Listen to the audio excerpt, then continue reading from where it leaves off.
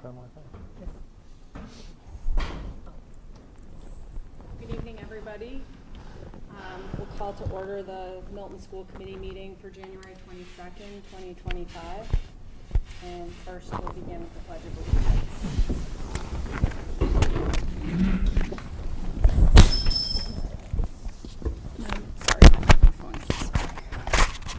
I pledge allegiance to the flag of the United States of America and to the republic for which it stands, one nation, under God, indivisible, with liberty and justice for all.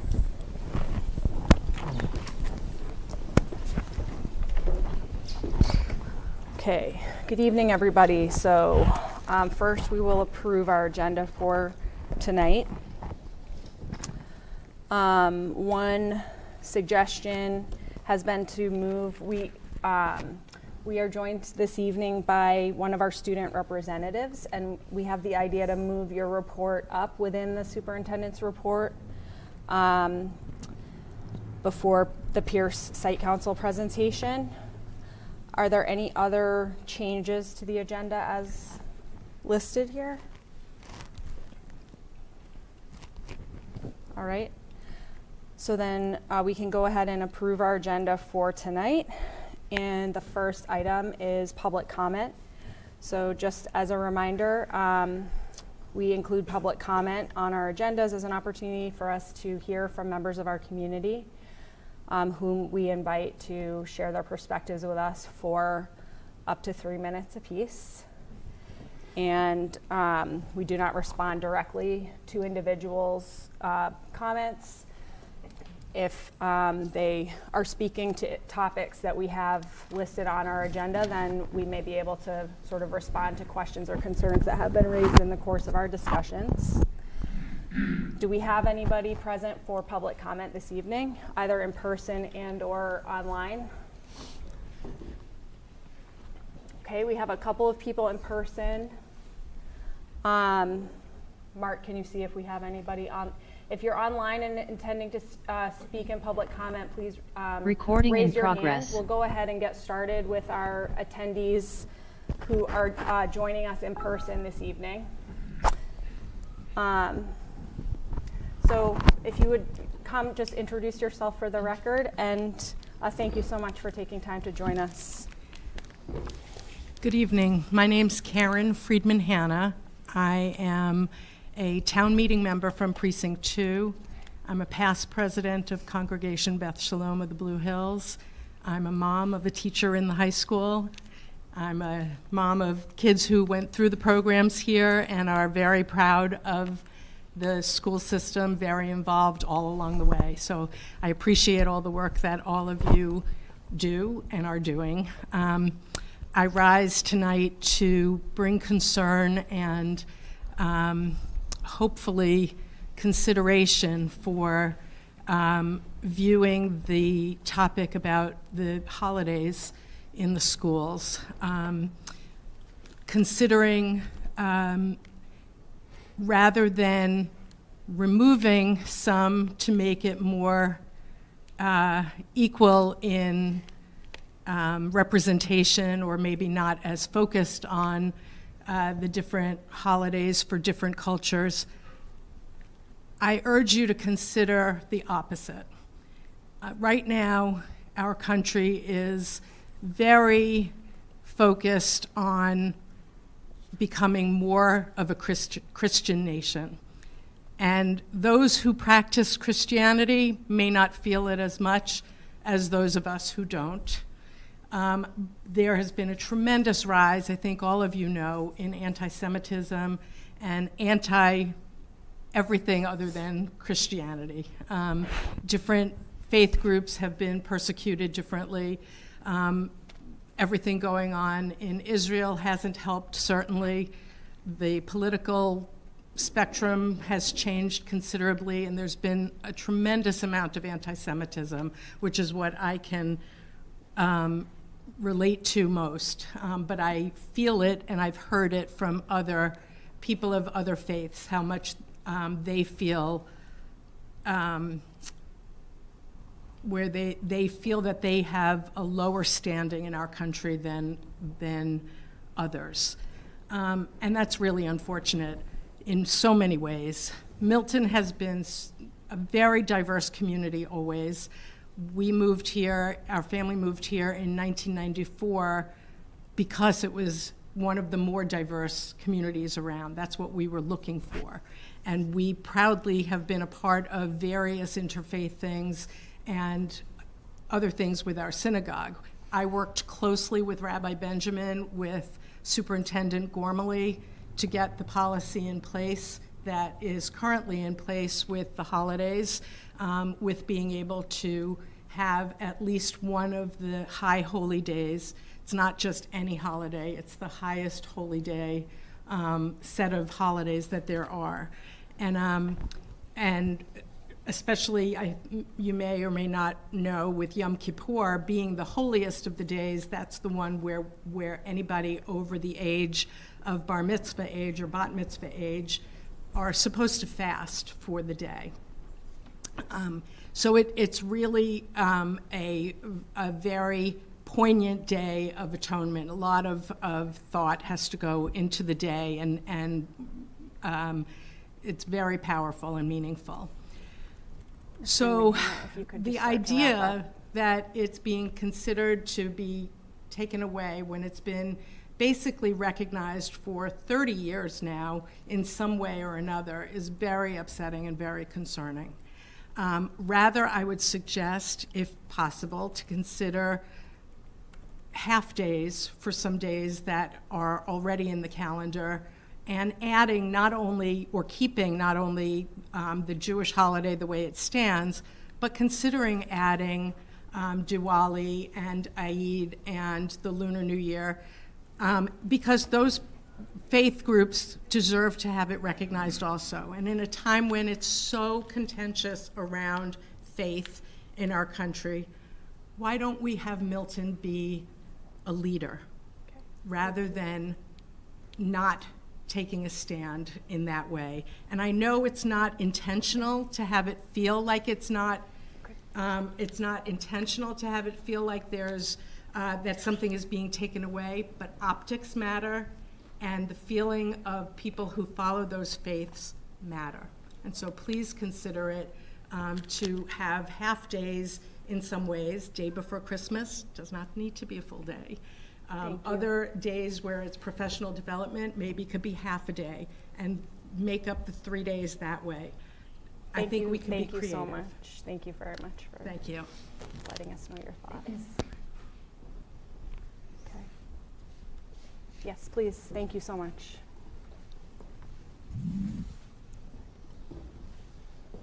Hi, good evening. My name is Rob Milt. I am the parent of 3 Milton Public School students, including a newly registered voter, who is here with me tonight. So as Karen mentioned, every year since 1994, so for 30 years, Yom Kippur has been not a school day, and since 2011, either Yom Kippur or Rosh Hashanah has been observed. What's really changed in those 30 years? The school-age population has become more diverse, and I think that really requires you, as Karen pointed out, to work creatively and expansively regarding the schedule, as well as the curriculum. So really, why contract the calendar now when it does not need to be, as Karen mentioned? So past school committees provided students and staff the opportunity to participate in the holiest days of the Jewish calendar, free of academic, social, and professional pressures. These days provide our students with a critical emotional and social bulwark. These students have not needed to make the wrenching and frankly demoralizing decision whether to attend class when their faith demands otherwise, their faith traditions. So in these 3 decades, these students have not needed to ask themselves, am I going to be perceived as too Jewish by my peers if I'm not going to go to school today? Am I not Jewish enough if I don't? Should I set aside my commitments to my education, to my lab mates in biology or chemistry? If I take these 2 days off, like students will need to if these days are removed from the calendar, because both Yom Kippur and Rosh Hashanah this coming school year fall during the school week, not on the weekends. Will I get behind in my classes? Will it be more difficult for me to get into college? Will I lose my starting position on the team? Additionally, I think it's also a fallacy to suggest that if we remove these high holy days from the calendar, we'll get a better sense of Jewish students are actually taking those days off. It is unfair to place this very adult burden on children by demanding that they take what essentially is a de facto religious litmus test, essentially the same burden that other students of other religions are facing now, including Muslim students. So I urge you to create a district calendar that is inclusive, creates a sense of belonging in our increasingly diverse community, maintaining the current policy is appropriate and fair, and furthers these goals. So I ask you to keep these days on the calendar. I encourage you to work with the bargaining units and parents, because I understand that the majority would like to potentially strike these days from our calendar, and having classes maybe prior to Labor Day, having half-day classes on Wednesdays. Be creative, find solutions, because I think the situation demands it. So I understand these proposed changes in both sacrifice and changes for parents and bargaining units, but I urge you to take these things on to challenge these sort of secular sacred days, like the Friday before Labor Day, and in pursuit of equality amongst all the Abrahamic faiths. Thank you. Thank you.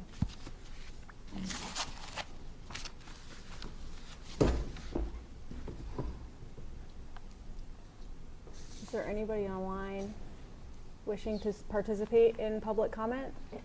If so, can you raise your hand at this time, please? Okay. Don't see any hands raised online. Is there anyone else in person in the audience who would like to participate in public comment?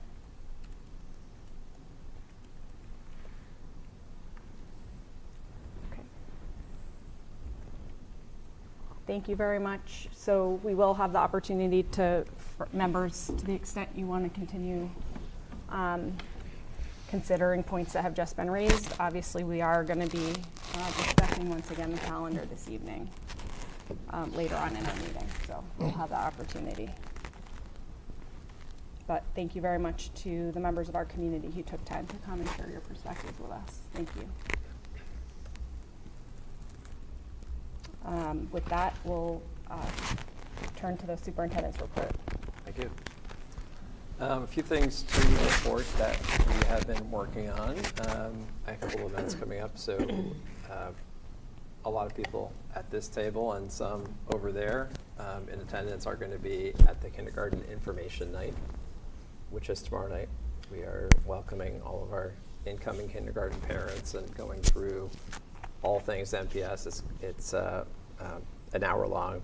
As mentioned, it's virtual, and will be an exciting way to kind of talk about the things that we do to help people get accustomed to all the great things that are happening. And as you all may remember, as a kindergarten parent, there is a lot of incredible excitement. So we try to capitalize on that and really kind of help people get off on the right foot.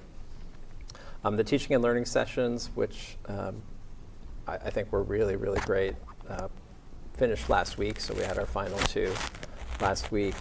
I think as we go into the spring and look at other ways to reach out to community, I'll be working with principals to think about kind of like where do we go in terms of a next conversation. I do think as we work on one of our action teams is working on parent and community engagement and looking at not just kind of doing the same things every year, but really looking at ways to engage in different kinds of ways. I want to kind of go from what we've learned from these teaching and learning sessions and kind of build forward and talk about other ways that we can kind of like make our interactions with the community different in ways that are really affirming for everybody.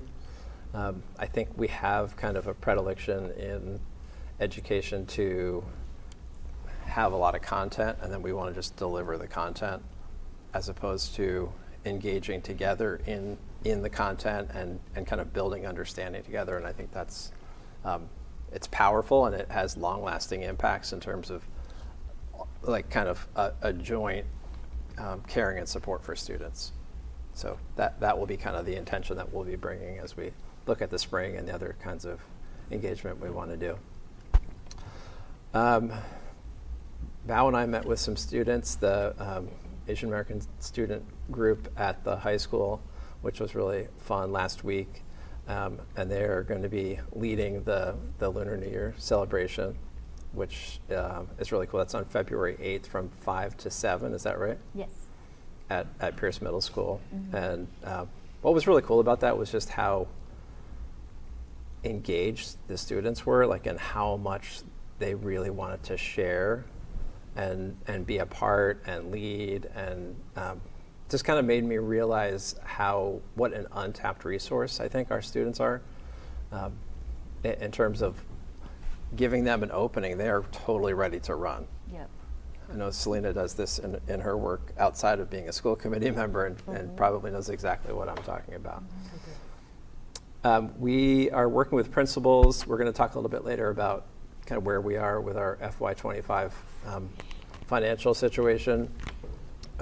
So we have been spending over the last couple weeks, we've been working with principals to share kind of where we are and what steps that we can take to work on some of the challenges we're facing with finances. So there's more to come on that, but I did want to share that that's been a focus since we last met.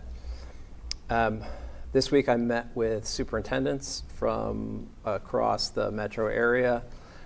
Everyone is comparing and contrasting how they're responding to the competency determination.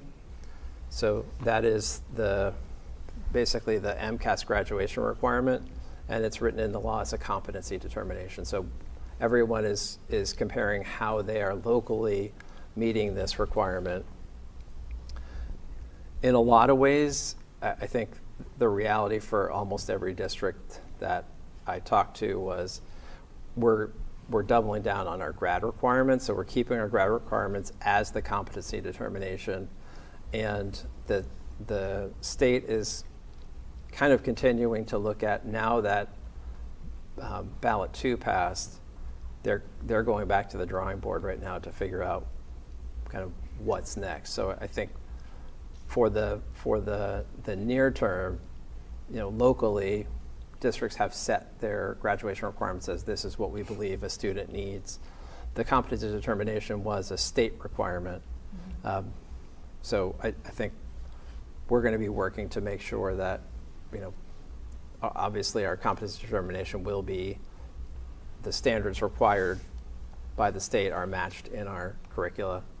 And then we'll kind of be watching and waiting with the state to make sure, as they're working on developing whatever kind of 2.0 is of the determination, that we're kind of part of the development of that.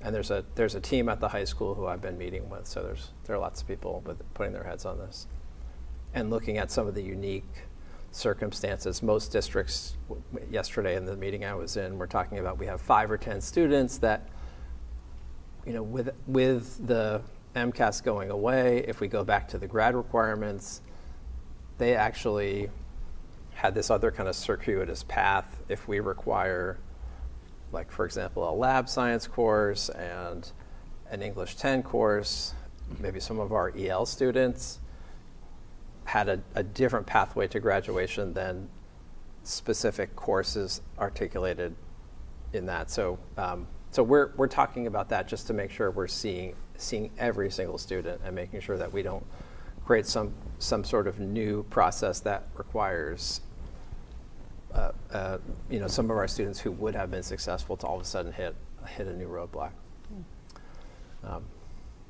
So that's the update on that, and that's my report. Can I ask a question about Yeah, that? yeah. So currently, the only change for this year would be the MCAS, the competence, so passing the MCAS, but the other graduation requirements remain the same. So there's no other change other than not needing to pass that, correct? Yeah. Okay. I mean, definitely there are districts that are concerned about, where do we go from here with MCAS? And I think that was a concern that I shared with you all, like, in the absence of a better assessment, which I think everyone agrees there could be a better, more comprehensive, multimodal type of assessment for students instead of just the MCAS. But now we're kind of left with, we're a little bit, we don't quite know exactly where we are. So I do think there's going to be a push from the Superintendent's Association, at least with DESE and the state, to respond to the absence of an assessment with something new in terms of this requirement. But yeah, there's essentially no change for us here. And there is concern that we're going to start to see MCAS scores drop because it's no longer a requirement for graduation. So that was voiced by a lot of districts too. So is there you might have just said this, is there like a task force, or is it the superintendents? Like, who's responsible for determining what the new competency requirement would be and what it looks like, and then taking into account the reasons why it was voted down? Like, who's? So that would fall to DESE. Okay. And I heard rumblings, and it was in the Globe like maybe 3 weeks ago. There was an article about it, just kind of intimating that people were starting to talk about it. But I don't think anything has formalized yet. I think once a task force is put together, they would bring in representatives from all the different bodies to look at that and kind of figure out a way forward. Okay. Yeah. Thanks. Any other questions or discussion on the report from Dr. Burrows? I mean, Massachusetts was seen. I think the MCAS was one of the things that kind of put Massachusetts on the map educationally, nationally, in terms of kind of this era of high standards. So I think it's interesting right now to kind of like figure out kind of like what is the response to not having that assessment anymore in terms of making sure that we continue to have those high standards.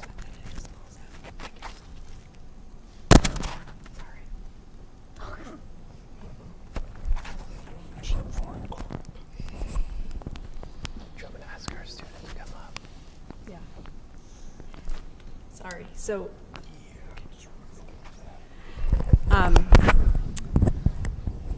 Bow. So thank you for your report. Sorry for my technical issue here. And Bow, would you like to introduce the next part with our student representative report? We're fortunate to be joined this evening by one of our student representatives. Yes. Let me find my information. Hold on 1 second. Yes, we have Olivia Wilson, 10th grader, student representative from the Milton High School joining us tonight. And she's going to bring us a short report from what they have done at the student advisory group. Great, thanks. Let's welcome Olivia. Thank you, Olivia, for coming.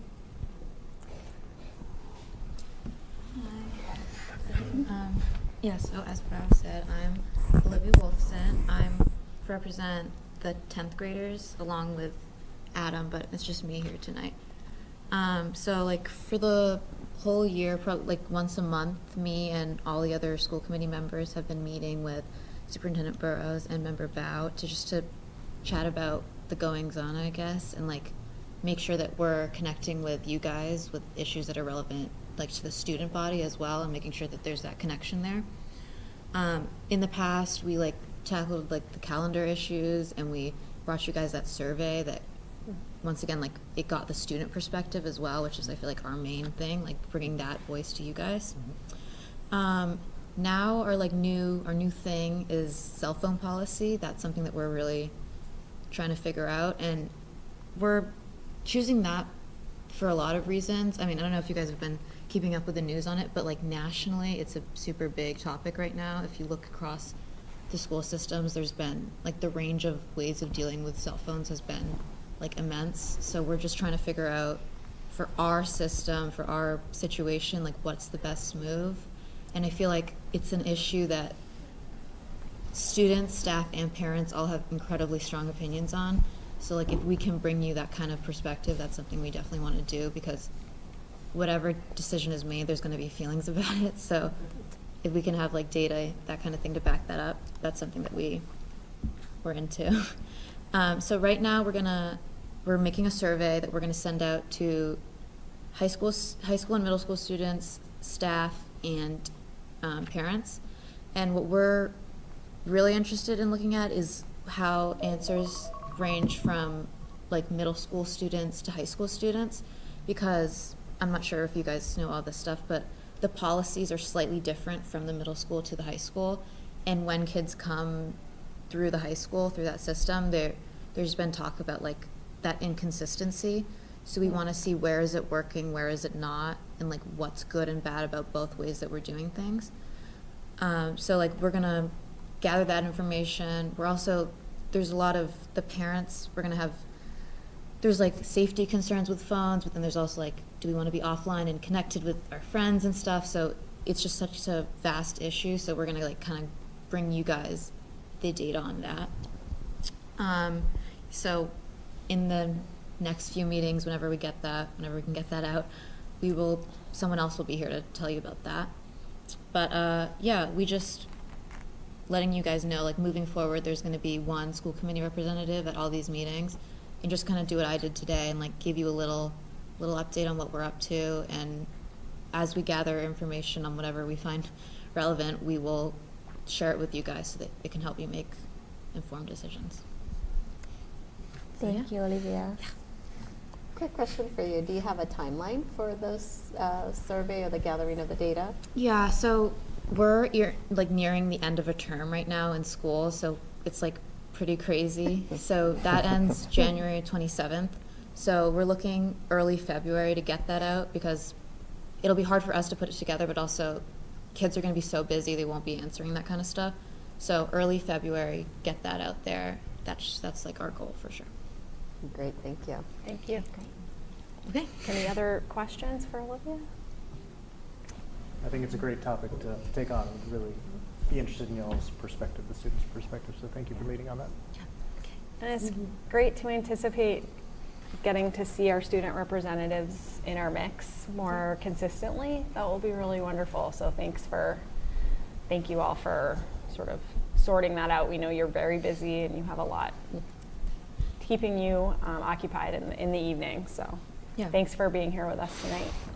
I think we're really excited about it, so Great. it should be good. That's great. Thank you. Thank you. Thank you, Bao, for your work It's like in teamwork. cultivating these connections. Okay.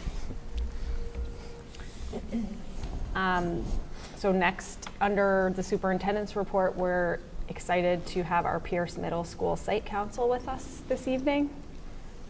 Welcome to you all, and thank you for being here. You can, yep, come on up.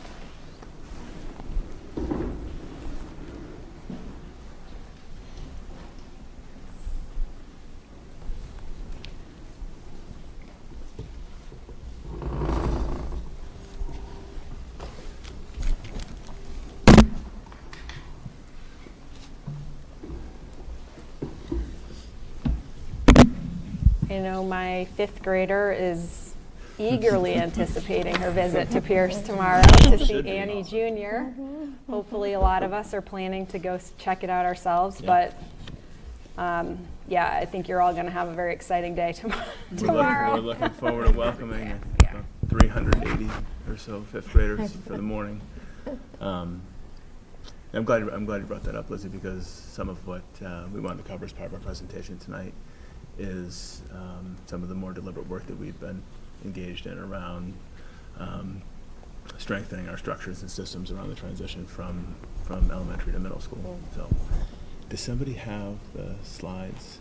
Was somebody control? Step ahead of me. Yeah, we got Gotcha. Well, first of all, we always welcome the opportunity to come to meet with the committee to share some updates. And while we've been instructed by Dr. Burrows to keep our presentation about 15 minutes or so, I will do my best, but it's not an easy ask given all the great things that are going on in our school and in our school community.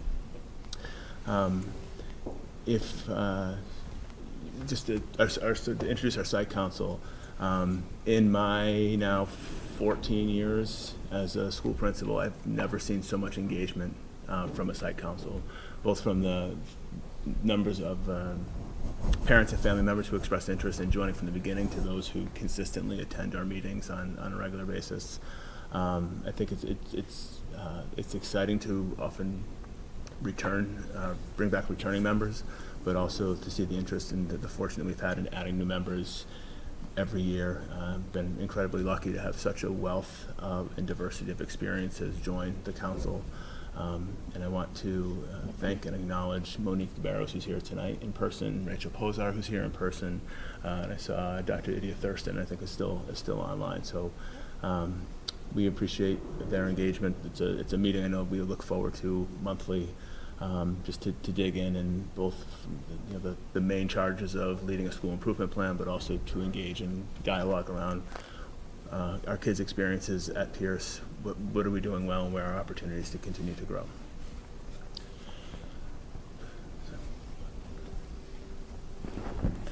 So we'll get to the school improvement plan focus areas, initiatives, and so on shortly. But at the end of the day, our students will always be the focus and the purpose of our work. And at Pierce, as a school community, we're committed to being there to support, to lead, and to guide our children through what is arguably one of the greatest times of development. From obviously the physical development that we see, that in the physical changes that happen during those ages of 11 to 14, seeing students gain confidence as learners, and also that ever so delicate increase in knowledge and awareness of themselves as people and as of others. And one of the things that, as a leader of the school, that I'm most proud of is that shared commitment that our faculty have for not just recognizing it, but appreciating and celebrating that we have students coming. We have 1,006 students this year coming to us with all different, from all different backgrounds, experiences, and values. But to be able to meet each of those students where they are when they come through our door and have a genuine, sincere appreciation for where they are in their development as early adolescents, I think is something that has allowed us to really stand out as a school that does right by kids. We'll take a short look at our school profile. And the story of enrollment is not one that's new to the school committee or to the community. Our current and projected enrollments are going to have to be a substantive part of how we educate our community about our needs in the near future.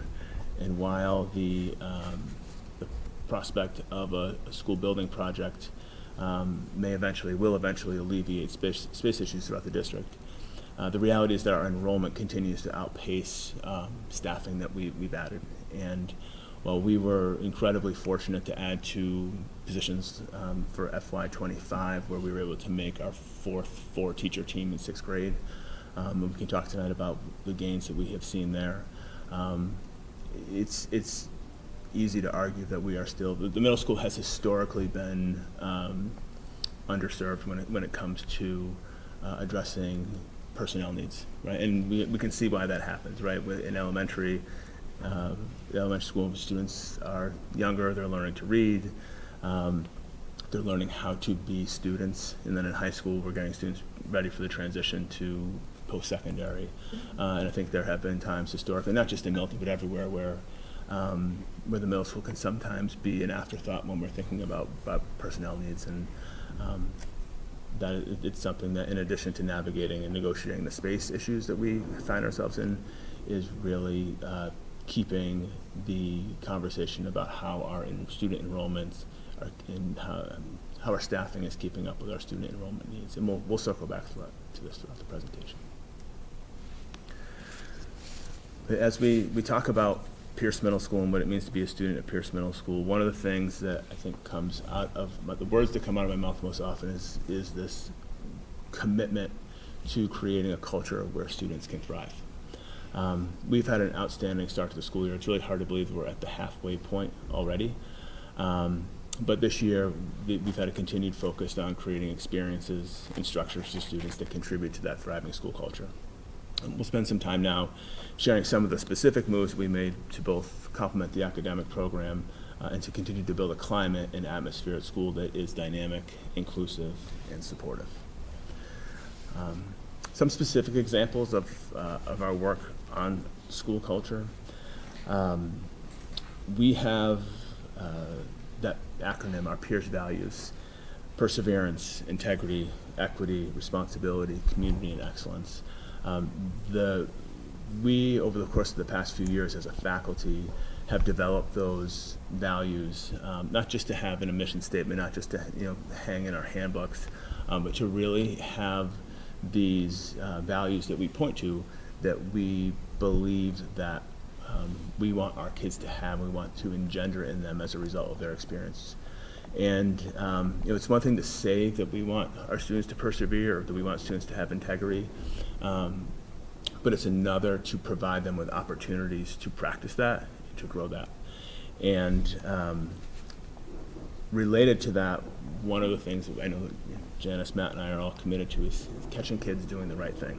And we've used those values to celebrate achievements, sometimes small, sometimes large, of students' demonstration of these values. So we start the school year for the past 2 years with a special schedule in which we explicitly teach students about these values. What does perseverance look like in math? What does integrity look like in social studies? What does excellence look like across the board in all content areas? And then throughout the year, we hold community meetings in collaboration with all of our grade level teachers and teams to celebrate students' demonstration of these values. And I know Matt had his 7th grade community meeting yesterday, Janice did hers today, and during these meetings, it's an opportunity for teachers to call out their students for their demonstration of these values. And it's important for students to be recognized. It's also important for other students to see their peers being recognized. And one of the things that I find very heartwarming is seeing students be excited for being excited for their peers to be recognized, because they see them doing the right thing. And it's important that when we have those opportunities with 325 8th graders or 341 7th graders and all their staff, to be able to really to call them out and to show our recognition and appreciation for what they're doing. We continue to have, in this focus on building a culture where students thrive, an emphasis on belonging and connection, and the belief that both belonging and connection are essential elements to a strong school culture. Ways that we've continued to do that, our 6th grade seminar class has continued to be one of the most impactful experiences for many of our students, having that touch point throughout their day and school year where they come in from 4 unique elementary communities into this really large middle school, and to have this opportunity for shared experiences, to learn what it's like to be a member of a community, to explicitly learn executive functioning and organizational skills, and then to eventually fold that into some more academic work where all students are reading. For example, all 6th grade students are reading Restart right now. So there's the evolution of the course starts with bringing them in as young 6th graders, and then helps to develop their identity through these shared experiences. And we believe we're seeing more gains as it relates to that sense of connection and belonging that we strive to instill. And also related to connection and belonging and culture, I know last year we highlighted our responding to bias, a series of lessons on responding to bias. For any of you who have paid attention in the community for years before the past 2, many schools, Pierce included, often found itself responding to unexpected or unwanted situations around racial aggression, anti-Semitism, hate speech, and what we were often just trying to play catch up and say, condemn the behavior, condemn the action, and then teach our students why that was wrong. Over the course of the past 2 years, we have taken a very proactive approach, and we use our many of the early release days to do school-wide lessons that focus on equipping students and faculty, for that matter, members of our community, with habits of mind, language that help them to be better people and to be able to be upstanders and recognize and to intervene when wrong is happening, when harm is happening. So this, while they may seem, sometimes it's not easy to see how they're all related, but at the end of the day, each of these moves is about community, climate, culture, connection, and belonging. And we'll get into a few more of the specifics about what our students have been experiencing throughout the year this year. But for now, Mark, if you wouldn't mind advancing this slide, we'll zoom out and take a look at the 3-year school improvement plan that was recently authored through the leadership of our site council. Our previous plan sunsetted at the end of the last school year, and where in looking at the development of this plan, we looked at where was some of the unfinished work from the previous school improvement plan, what from data that we had collected through site council, through student learning and achievement data, through other sources, where we're in looking at in the context of the district's implementation plan, where are our opportunities over the next 3 years to continue to move the needle forward from Pierce Middle School. So we have the same 4 priority areas that were identified in the previous school improvement plan, which are school culture, student well-being and engagement, teaching, learning, and academic excellence, creating and sustaining a data culture, and facility, staffing, and enrollment. So tonight we'll highlight some of the specific work that we've been engaged at throughout the year. But before we do, I think it's important to explicate that connection between the school improvement plan and the implementation plan. So you can see for yourself, but it's important if we talk a lot about coherence in our goals and our efforts and our priorities, but to be able to crosswalk Pierce Middle School's 4 school improvement goals in the context of the implementation plan, you see a lot of natural alignment. This wasn't something where we were trying to fit previous goal language into a new implementation plan. A lot of what we've learned through the work that Dr. Burrows led last year through the listening and learning tours and engaging with our community, not surprisingly, centered our work in these 4 identified areas. I think it's important to demonstrate that these improvement plans don't operate in isolation, right? It's part of it's our school's specific moves, strategies, and efforts to move ourselves forward, but also with a responsibility to the district. So there, I believe you have a full copy of the plan, but rather than going through that, all 11 pages of it, what we wanted to do is highlight for the committee some of the focus areas and highlights for this school year. What is it that we're engaged with on a day-to-day basis? And you'll see, Mark, if you don't mind advancing that. The 3 focus areas that were born out of the school improvement plan that are of highest priority this year are high quality instructional practices, getting to know our students through a data lens, and establishing systems and structures that support students' transition to middle school.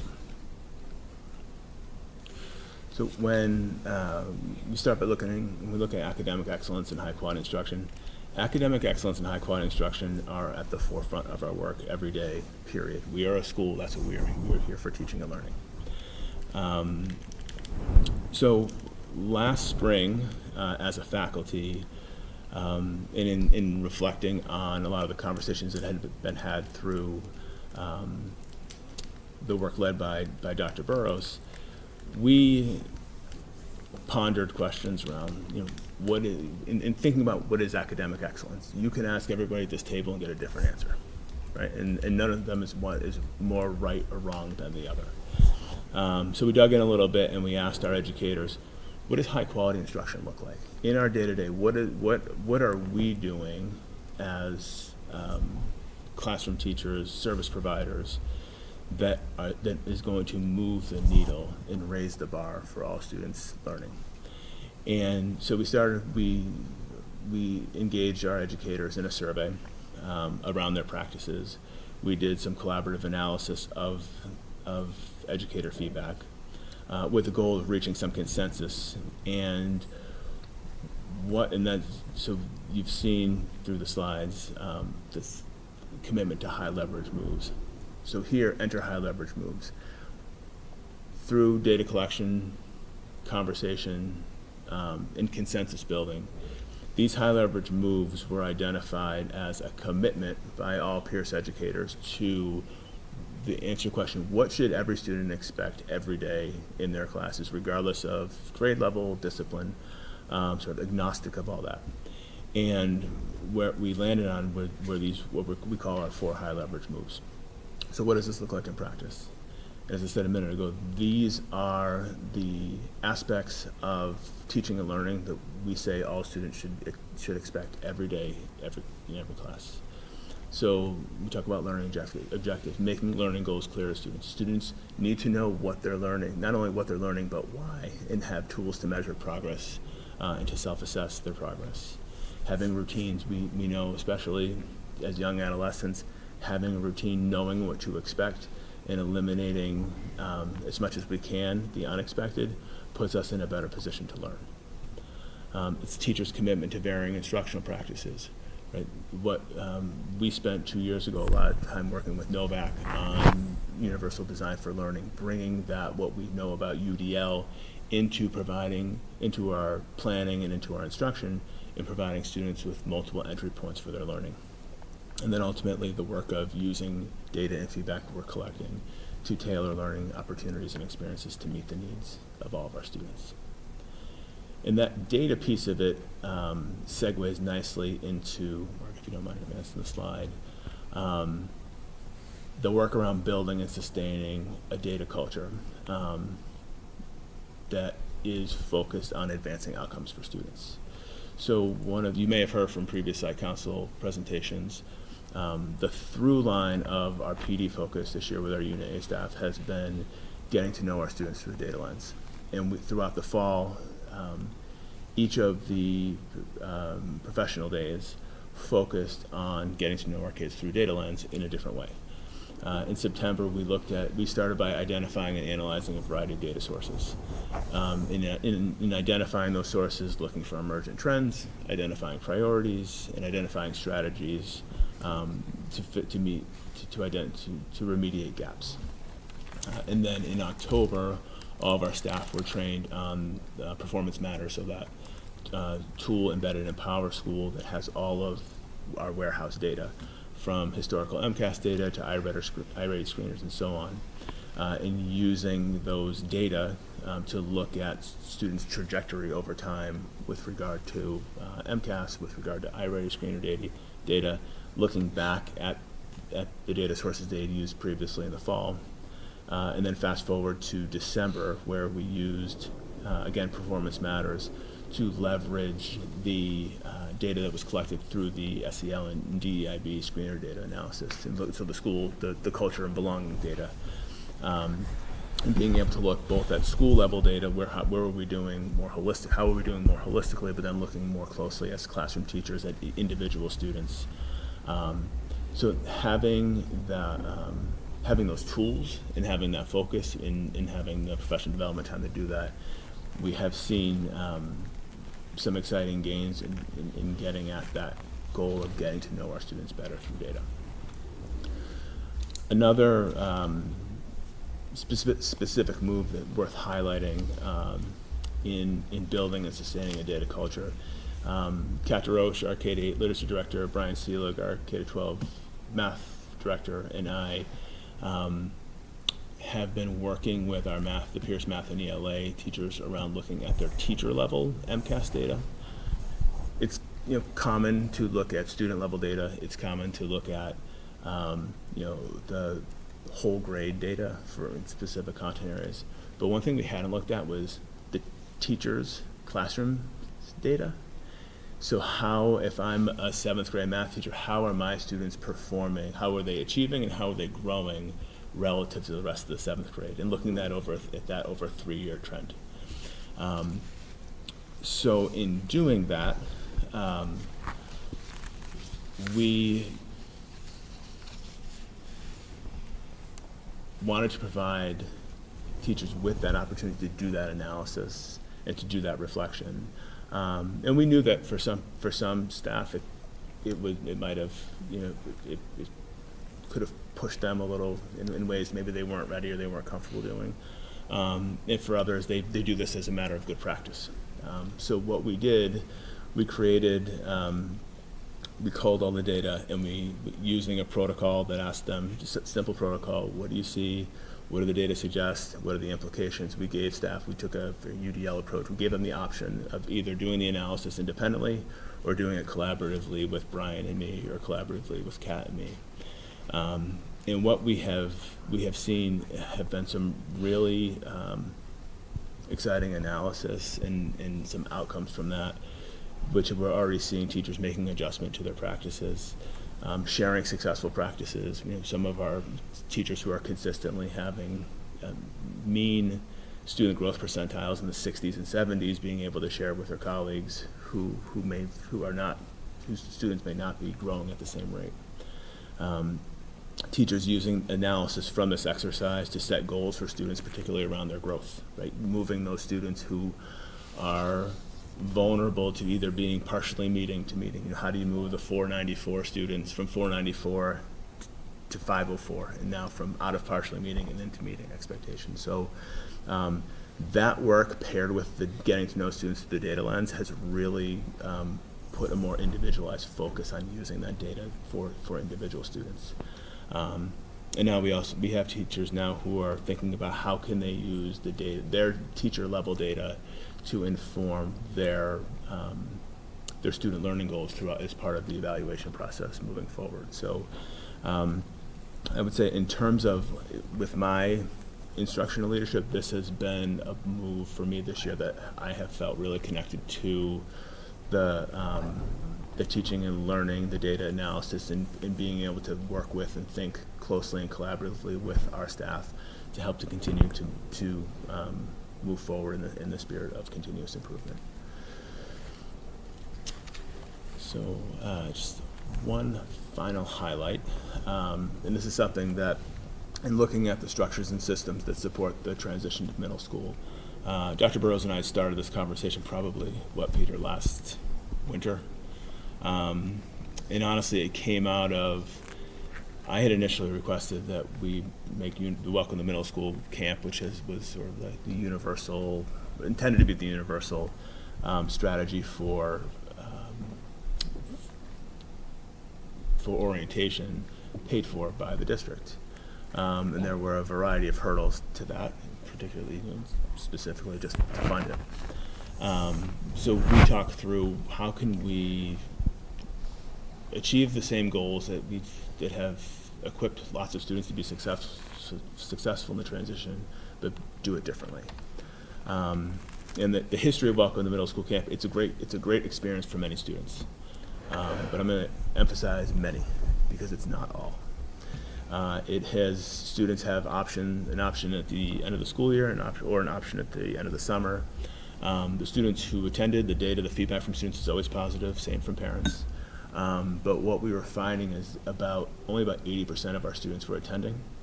And the 20% that weren't attending were the ones that arguably needed it the most. Like some of our more vulnerable students who, not surprisingly, struggled the most with the transition when school started back up, were the ones who were not getting that 3-day experience. So I've been working with Adina Schechter, and I've been working with Colin McMurray, who's a 5th grade teacher at Glover, our 6th grade team, with our site council, with our DEIB committee, and we are poised to very soon make an announcement about a significant shift in what the orientation and transition structures are going to look like. The sneak preview is that we will no longer do the summer camps. We will no longer charge a fee, and we will no longer have a significant and important subset of our kids not be able to participate. So we are looking at a 2-day experience that would happen during the school day, starting with a 2-day experience that would happen during the school day in June. We would do it during the days when our 8th graders are in Washington, D.C. for their class trip. So we've got a third of our students would be out of the building, leveraging a lot of all the good things that have come from Welcome to Middle School, but embedding it, being led by the 6th grade teachers in 6th grade classrooms, and doing it over a 2-day experience. So There's a lot of momentum there, and I'll be honest with you, I was hesitant. I wasn't hesitant. I was curious to see how this shift would be received, right? From families who maybe their older children have participated in the camp, and it's natural to feel like maybe their younger kids are missing out on something. To the teachers who work the camp over the summer, and it's a lost opportunity for income. To the people who had been previously instrumental in just creating it and feeling like something was being taken away from them. But every stakeholder group, from our site council, our DEIB committee, our 6th grade team, has been unanimously enthusiastic about this shift, which, working in schools for a long time, I can say that that's not usually the case when you're making a change. So I think it speaks a lot to the community thinking about all students and what they all need, and recognizing the importance of this transition. Like, this transition from elementary school to middle school is one that is almost entirely social emotional, right? The transition from 8th to 9th grade is almost entirely academic, right? And the two can't be looked at the same. So there's, we're gonna, I will begin to start messaging this with 5th grade families, so that hopefully to get them excited and to be clear about what they can expect. But the future of this is really exciting, and I have all the faith that it's going to be highly successful because of the buy-in that we're seeing from all our stakeholder groups. Some additional work that has continued to be in place to facilitate the transition. Most of the work so far has been on what I just described to you, but we do see opportunities and interest from our 5th grade teams and our 6th grade teams to increase collaboration between that vertical articulation, both around curriculum but also around 5th grade classrooms are organized differently than 6th grade classrooms, and vice versa. And I don't know whether there's clarity there for both of those teams, and it doesn't mean that one's doing it better than the other. It just means it's different. So having just increasing understanding and from both ways, I think, will also help, most importantly, the students in facilitating that transition from elementary school to middle school. And then there's also opportunities to increase coherence between the elementary and middle school special education teams to ensure that students, when a family has a transition meeting, and to discuss their child's IEP, that we're crosswalking what does one program at Glover look like, and how does it transition at Pierce, or how does another program at Tucker, what does that experience look like for a student when they're in 6th grade? So that work is, Danielle has been an incredible partner in that.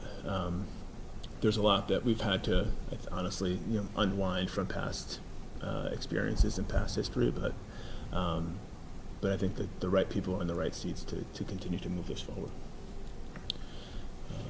And finally, just a note about facilities, operations, and finance. We know from our schools, we know what our limitations are in terms of space. We know what our challenges are. We will continue to be engaged in the school building project as it takes on its next iteration. But we need to continue to address needs in the interim. We were very fortunate to onboard a four-teacher team this year. In doing that, we've reconfigured the layout of the building. We've tapped into, I think, as many creative solutions to get 1,000 students in a building that was not made for that many, and do it in a way that their day is organized and smooth and safe. But we're running out of options there, and I don't think we're going to see much of a dip in enrollment anytime soon, even with the hopefully school building project moving forward. In terms of finance, budget, and staffing, I know that the FY26 requests are not going to be able to be funded. That was 2.0 FTEs for exploratory teaching positions. So our STEM, art, music, drama classes are going to continue to run 28, 29, 30 students. That's a challenge. That's where we are right now. And you saw from the profile that the numbers are going to be about the same. That's hard. It puts a strain on those classes. It puts a strain on educators. But that's something that we cannot let fall off our list of needs. And the other two FTEs for instructional assistants, where students who, especially sixth grade students who had been receiving a lot of services in science and social studies as part of being a collaborative classroom, those are lost when they come to us, right? So there are definitely, there are things that are being lost by those budget requests not being funded, and just urge all of us to continue to advocate for those in subsequent years moving forward. But just to wrap up, to close, there's a lot to celebrate, a lot to be proud of, but we need to, even with all of that, we need to continue to ensure that we're moving forward in the spirit of continuous improvement. And to that end, some identified opportunities for improvement that we can expect to be part of our work going forward, as it's already part of our school improvement plan, is maintaining that laser focus on academic excellence and raising the bar for all students. That is our work. That is our charge. That is what we are a school. We are about teaching and learning. And we have spent, we're coming out on the right side of it, but we had spent several pandemic-ridden years just trying to get by, and then a few more trying to deal with addressing unfinished learning. But we need to keep that focus on raising the bar for all students, raising our expectations for all of our students, which are characterized by rigorous experiences throughout all grades and all disciplines. The school culture work and the culture and the belonging work has been, I think, one that we've seen our staff continue to grow in their buy-in for, and they're seeing the gains in their classrooms, right? They're seeing how when the culture changes, how that affects classroom climate, and you're never done. What we've made a lot of gains that Pierce feels different now than it did 5 or 6 years ago, I can tell you that. But just because we've made a lot of progress doesn't mean we're done. And I think that's always going to be, that always has to be my message to our staff, my message to our community, that our kids are coming and they're getting an incredible experience, but we have to continue to push it and make sure that all students are having the access to that incredible experience. So I thank you for your interest. I appreciate the head nods, and I suspect we'll probably have, Matt, Janice, and I will probably have some thoughtful questions to field. Thank you so much for your presentation. And yeah, what questions or comments do members have? Well, my son just experienced the 6th grade transition this year, and he's loving it. And the camp have made a huge difference in his life, so he's been transitioned very well into 6th grade. And thank you so much for all the hard work that you guys are doing at the Pierce Middle School. The seminar class is such a useful thing to teach the kids how to be more organized and all those study habits, but also building a close community within the groups. So I hope that it can be extended to the other grades, but I have asked that question before, and I already got the answer last year. So but I just want to praise how awesome jobs that you guys did at the Pierce Middle School. I have a suggestion. I have a question and a suggestion. My question would be, do the staff who teaches the same subject get time to collaborate with each other bi-weekly or weekly?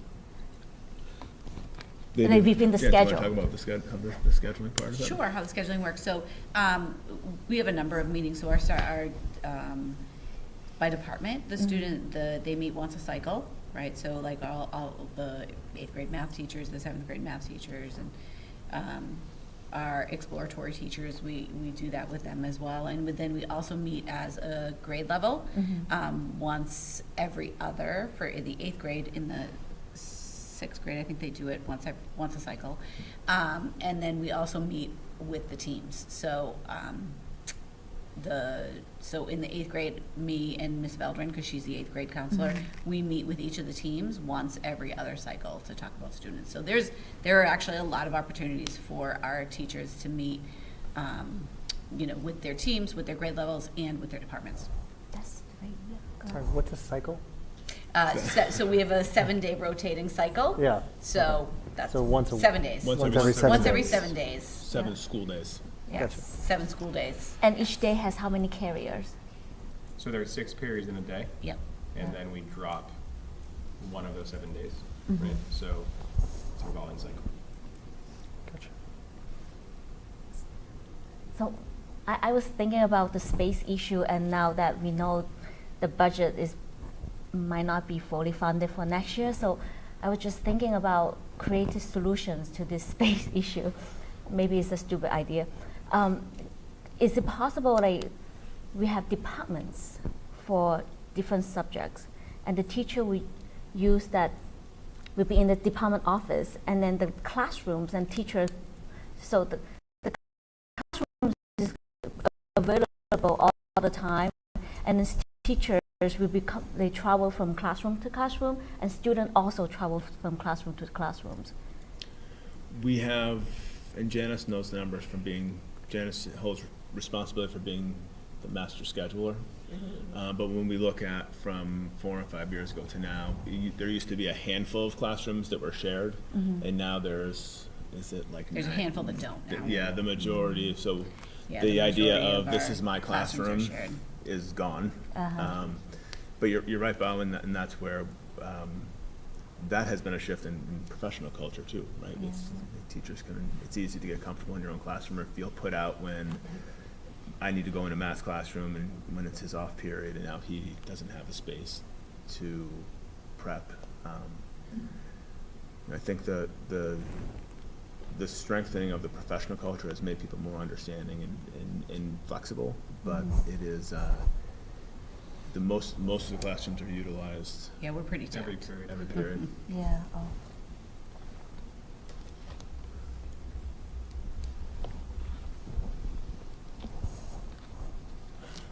I have several comments that I'm trying to, I'm formulating. So if it's okay to speak in draft, I'm going to speak in draft. But just, I think listening to the presentation,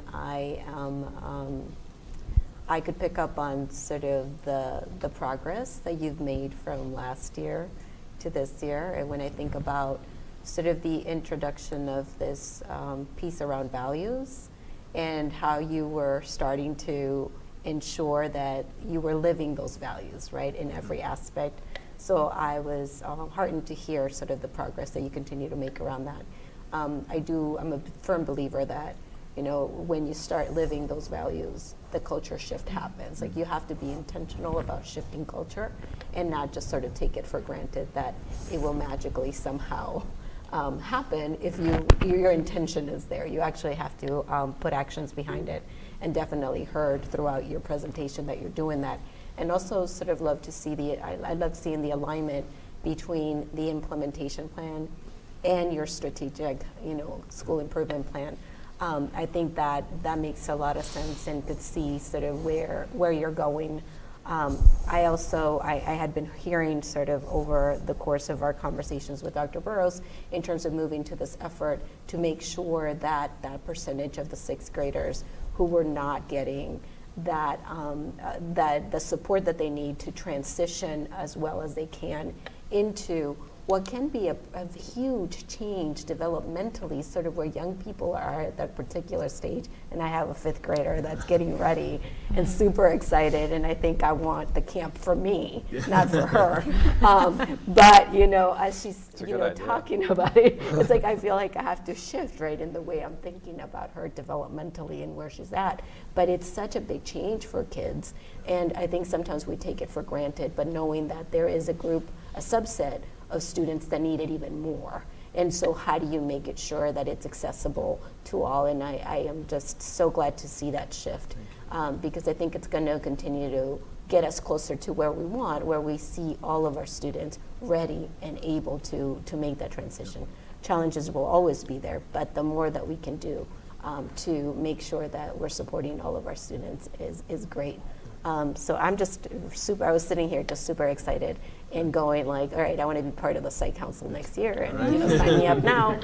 And I'm very excited to see that transition. And I have heard so much from the community on how, I think to your point that you made, that Pierce feels different. And I think that speaks volumes to your leadership and definitely the team and the culture that you're fostering for the adults.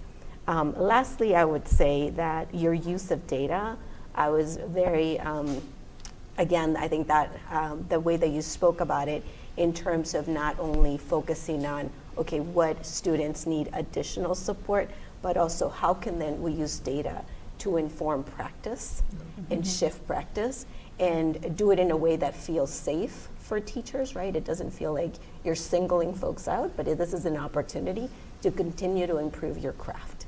And I think that's a great shift there, and glad that folks are taking advantage of it and doing it. Yeah, Brian and Kat deserve a lot of credit for that too. I mean, it's been a team effort, but they are awesome thought great. partners and leaders as curriculum leaders and leaders in our school too.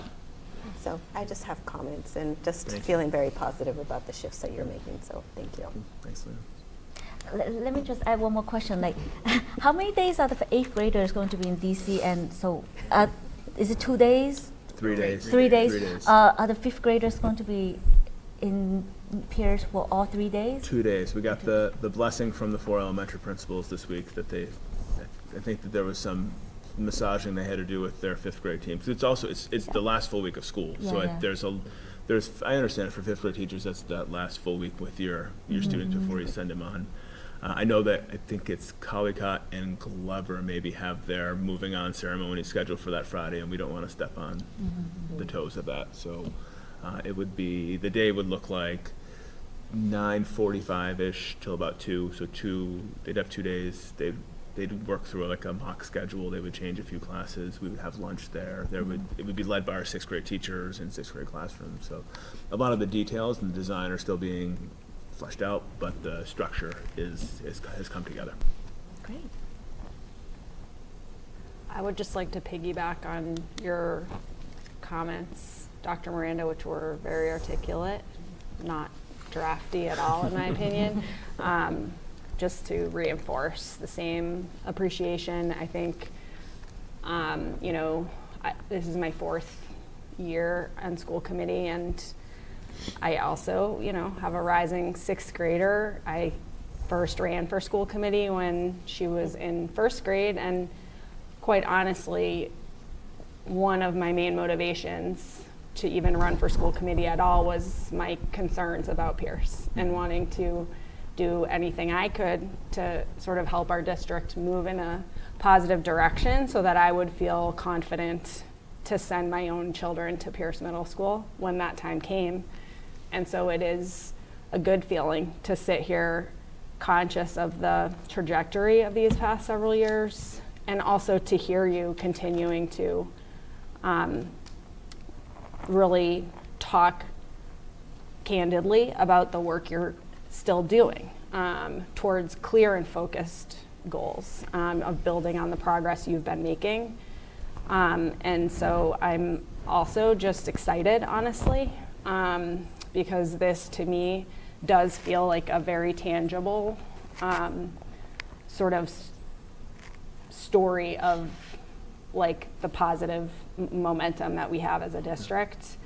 And as you said, it's not perfect. There are definitely still challenges. And at the same time, like, I am proud that I do intend to send my daughter to Pierce next year, and I'm actually really excited about it. And she is really excited about it, and we feel like ready for this transition as a family. And I think that's a lot credit to your leadership, Dr. Fish, but also the strong team that you have built in these past years, and to all the work your teachers have been doing. So thank you.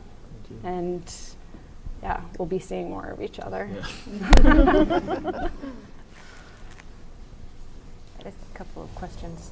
So I am feeling super old because I do not have anybody going into middle school. They are all heading out of high school. So it's a very different experience. But it does make me think about that piece where you were saying, it's a very, the Welcome to Middle School, that program, and you're talking about like it's a really social emotional change from there versus academic to high school. I would maybe say I think it's more emotional as well to high school. And so I don't know if this would be, if the high school has a program or if you guys do anything around that transition. I think if you think about the ages for kids in high school, a 14-year-old is very different than a 17-year-old, and the things that they have to deal with in high school. So I think you add a layer, right? You have that social emotional piece, and then you're adding in, there's a more academic rigor, there's more consequences, good and bad, about, you know, if you're not doing well academically. So I just don't know if there's the opportunity at Pierce to have something similar or work with the high school for some sort of similar transition support. I think the executive function skills, the need for those go up exponentially. You know, if you haven't figured out how to organize your work, you know, you definitely need to by 9th grade. So I just would suggest that if there's a way to implement something or do something with the high school, I think that would be really helpful. I know I've seen my own kids struggle with that transition.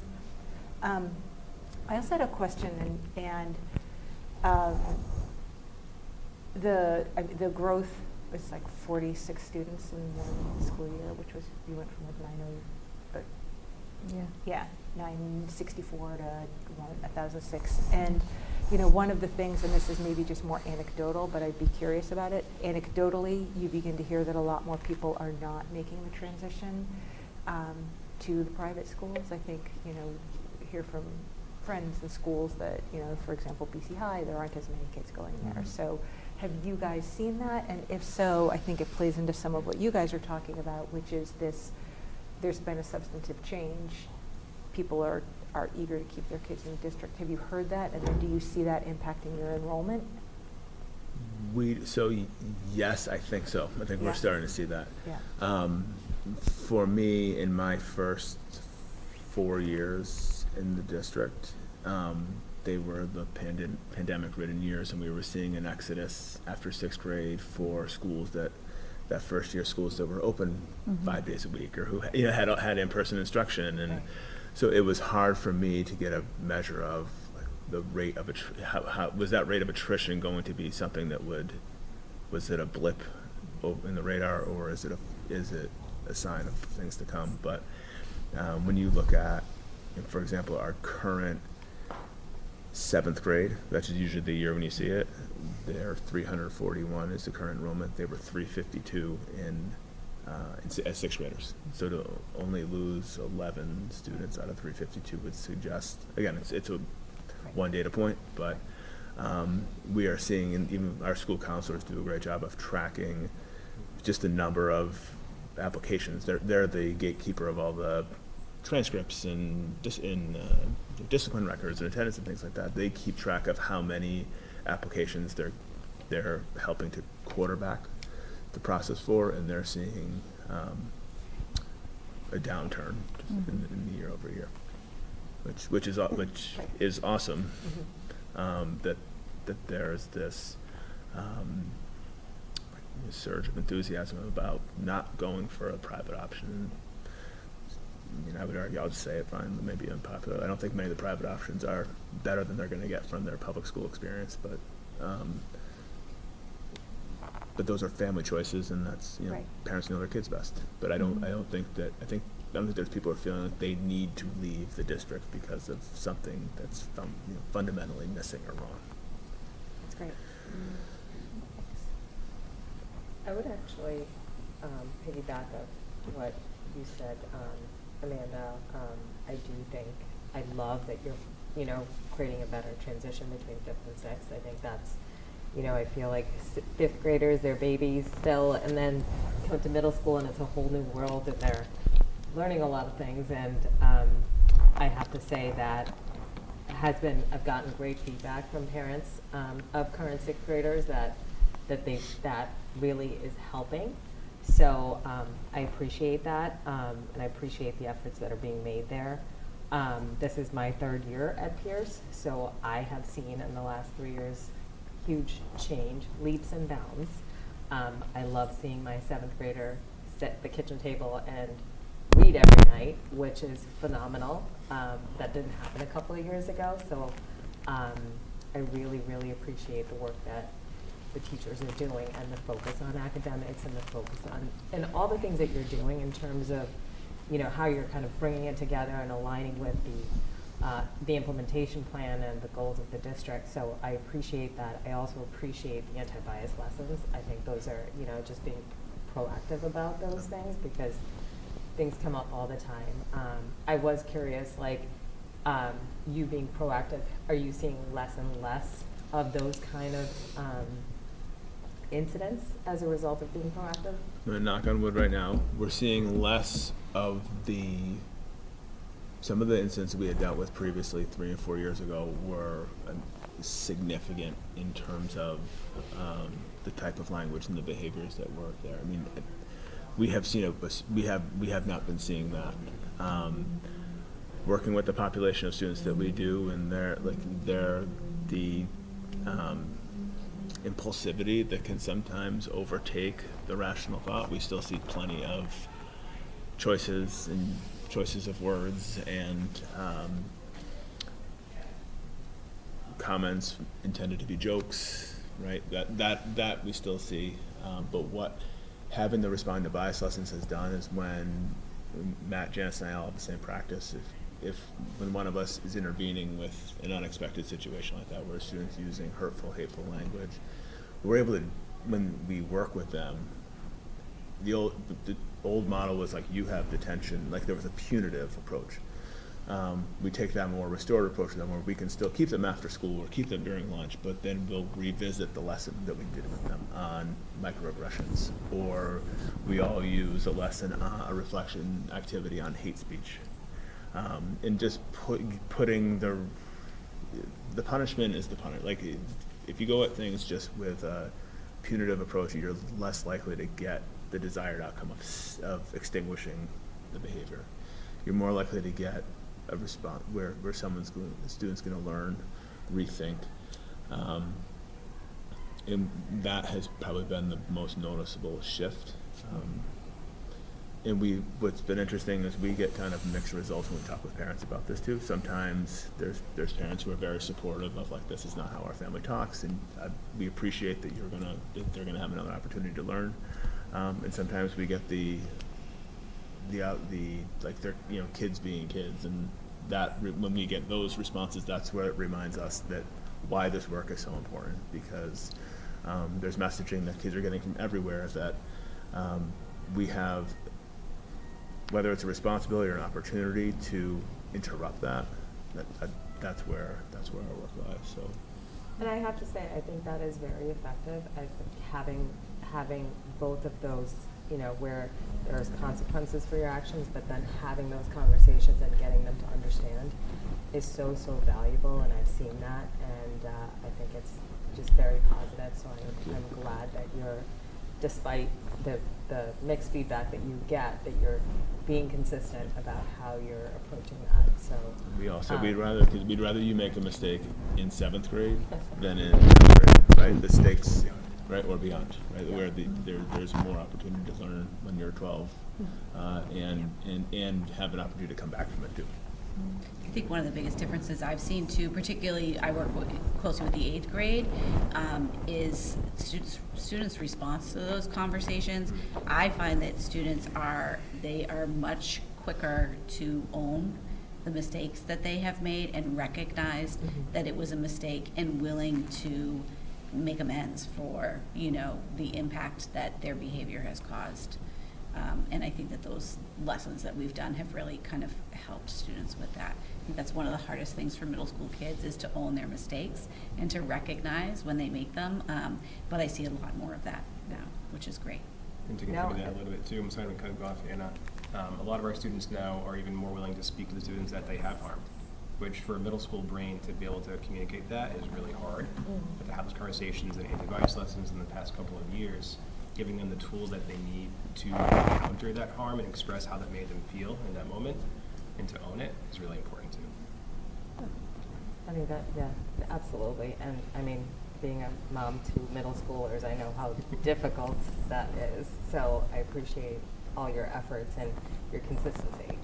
I know, the transition from 8th to 9th has been kind of, I've gotten a lot of feedback the last couple of years. Are students ready for 9th grade, and the rigor that comes with it? Obviously the emotional aspect, but also the academic, right? I know there have been lots of articles lately about leveling and de-leveling and all of those things that have come up in the last several months. And I was curious if there is any, I appreciate that you're tailoring the academics I do have concerns in oversubscribed classes that students are getting the attention that they need because we don't have the staff resources. That we are still able to meet those needs and push the students that need to be pushed and offer the students that need support the additional support, you know. So I know funding is always a challenge, but I wanted to kind of get your take on what the realities of that are. I mean, I know everything is done with really great intentions, but what is the reality of that and what are the shortcomings? You know, I was curious to understand from you about those, and then also maybe, you know, understanding, I know when the high school principal came in and she talked about having a lot of leveling in the classes and how important that was, and maybe not like just at the, like, you know, 6th, 7th, 8th grade, maybe not, you know, just maturity-wise or age-wise, they might not be able to handle that kind of, but I wanted to see like if there was a better transition from 8 to 9 so that they are prepared to take on the workload. So just wanted to get your thoughts on that. Yeah, I mean, the leveling was that was one of the first things that I encountered when I started at Pierce, and I heard from a lot of our staff of a desire to move away from the practice of leveling. That it didn't work, that it was more segregation than it was differentiation. It was taking the kids with the highest MCAS scores and putting them in one room. And that ultimately the same curriculum was being delivered because I do believe that, as a former high school principal, I believe that high school offerings should be open enrollment. There should be no prerequisites. I think that our high school does a really good job with giving students the opportunity to move in and out of levels. I also think that high school students developmentally are more ready to navigate in and out, and I think that, you know, as a parent of 2 high schoolers who are here now who are having great experiences, like there's choices you make as a family too. Am I going to take 4 honors classes, or am I going to try an AP class in my sophomore year or whatever that might be? But to go back to, our site council quarterbacked almost a year-long review of the leveling practices that were happening at Pierce. This was during the 2020-2021 school year.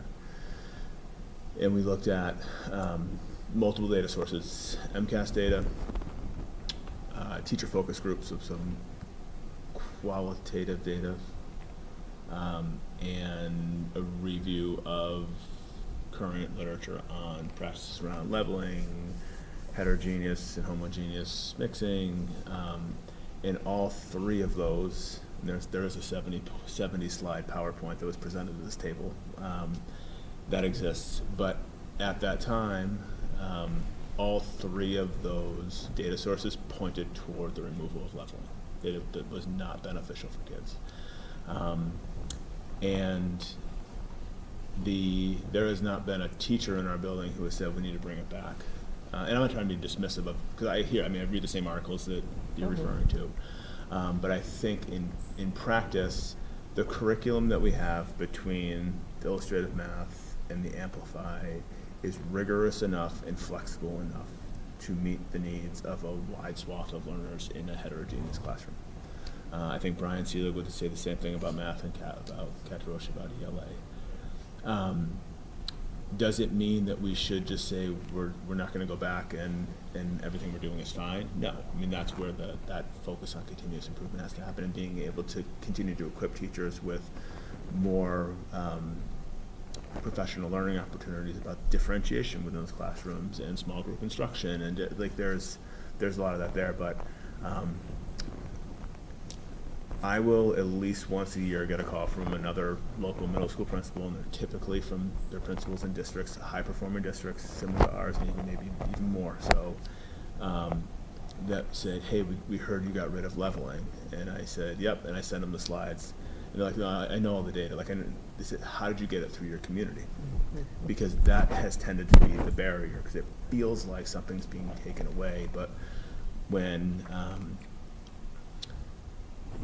I have come to, and again, as a former high school principal, like I had different feelings, I think, when I saw students coming in, and a lot of them, I think, Janet, like probably in the same vein that you're asking the question of, like, are these kids ready? Are they?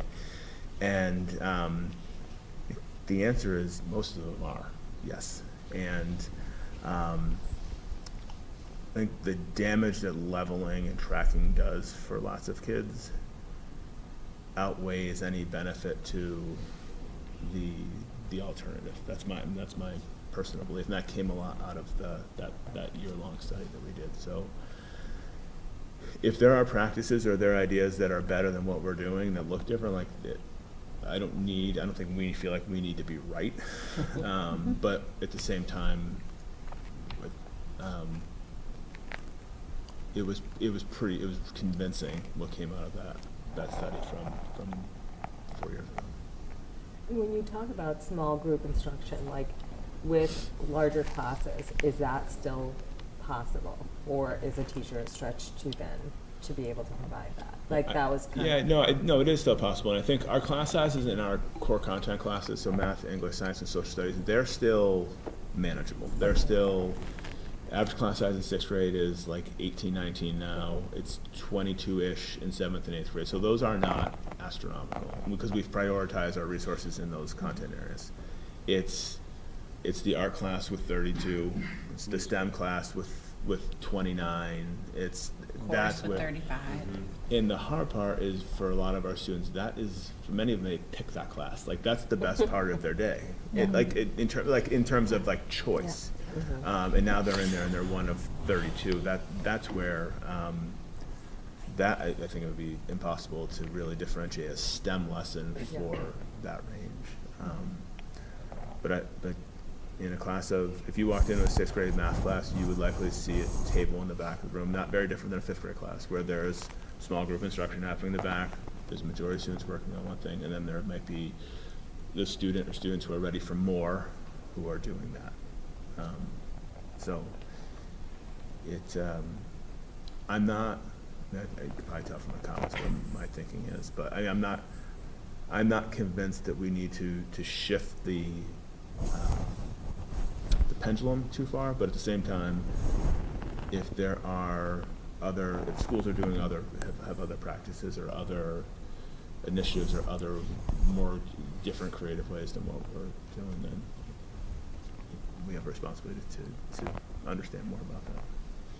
But I think you guys are doing that to a level where every year, this is my 3rd year seeing your site council presentation, and you've evolved the way you're doing that and, increasing rigor in a way that makes sense for you, right? Like in your school environment. So I think you are evolving and you are making changes constantly, and those are the improvements that we're seeing. So I appreciate that. I appreciate you mentioning that. And I have to say that chorus class, my daughters, they were so excited about chorus and all their friends, and it's a very big class, but they do a really good job. Dawn's amazing. She's the only one who could handle that, but she's amazing with those Runs kids. a tight ship. She's like, bring them on. I'll take more. She's awesome. I always look forward to seeing them sing in the tower lobby because it's like a chorus of angels you walk with the whole way. You just hear echo throughout the whole building. It's pretty powerful. It was a great job. I'll wrap up and I'll try and be quick because I know we've held you all for a long time. I, again, appreciate all you're talking about, and I appreciate all the comments on and the focus on culture. Again, I agree with many of the points made of just how that is foundational, right, in terms of improvement across all kinds of subjects as kids are known and challenged and feel connected and held to high expectations. That's fantastic. So I really appreciate that. Appreciate hitting on the enrollment challenge fully. I feel your pain. Again, first time the building's ever been over 1,000 kids. About 15% bigger than it was.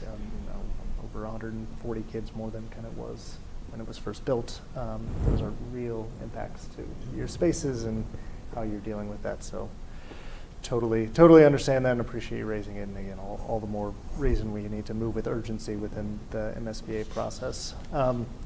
I think as I'm looking at your MCAS ELA kind of just data things, I want to acknowledge I think your ELA scores seem to be really strong and actually comparable to where we were back pre-pandemic, which is really impressive. I think it took a slight dip from last year as the entire state did, but not nearly what the state did, essentially level. And again, really, really impressive in terms of kind of what what we're doing, especially achievement percentile ranks, like high 80% compared to kind of other districts across the state, which again means like you're in the top 10%, and so that's really, really good, obviously. I had some questions on just math in terms of that looking like a little bit lower than ELA, and wondering if that was a focus of y'all's, or if there's any particular thing y'all are looking at as it relates to kind of the math instruction within Pierce, or I think we did a new math curriculum a couple of years ago, if I'm not mistaken, and so Desmos I think did are we in year 3 of it, and so it's still fairly new? But It's still anyway, fairly wondering, new, so- but not new enough that we should be saying that it's Yeah. the newness. Yeah, okay. I think that the curriculum, like my response to Anna's question before, we believe that the curriculum stands up on its own and is strong to meet a range of learners in a heterogeneous classroom.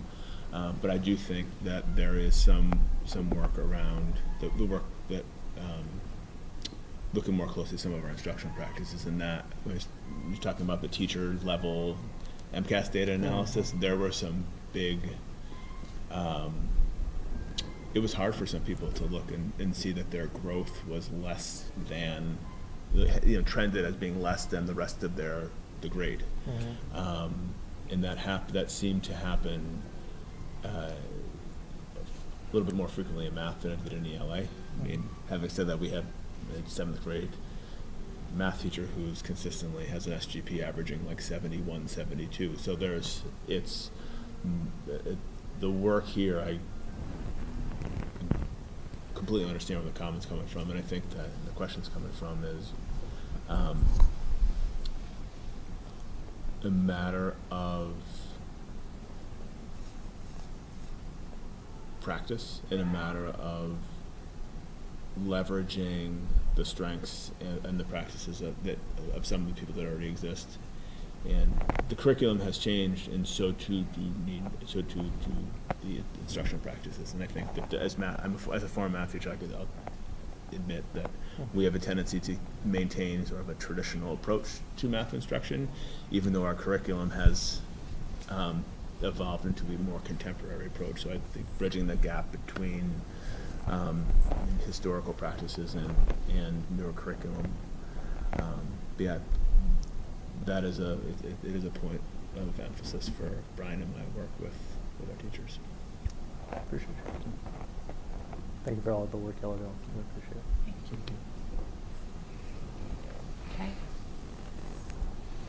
Thank you all so much for great discussion and all the work you're doing. And I think Much for 15 minutes. I think this. Look at that. Yeah, I well, said these guys on the way in, I was going to go for brevity. I don't know, but I think I did all right. The discussion was worth it. but sincerely appreciate the parent representatives who have stayed. I mean, I think there's a chance I'm wrong, but I'm pretty sure this was our final site council presentation for this year. Okay. And so we do end up spending like a lot of time in our meetings that are fortunate to have site council presentations, but that's for an important purpose, which is our opportunity to stay in touch with what is actually happening day in, day out in our schools. And so thank you all for being with us this evening, and keep up the good work. Thank you so much. Thank you so much for all your good work. Thank you. Okay, so there's one more piece under your report, and then we'll move on, but I want to,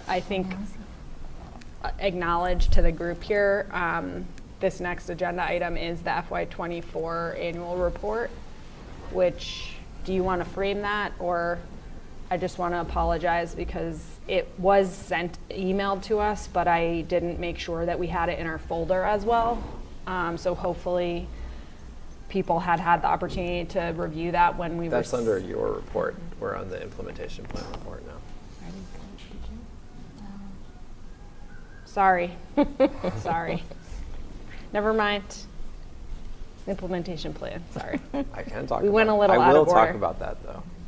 No, in a I second. apologize. Okay.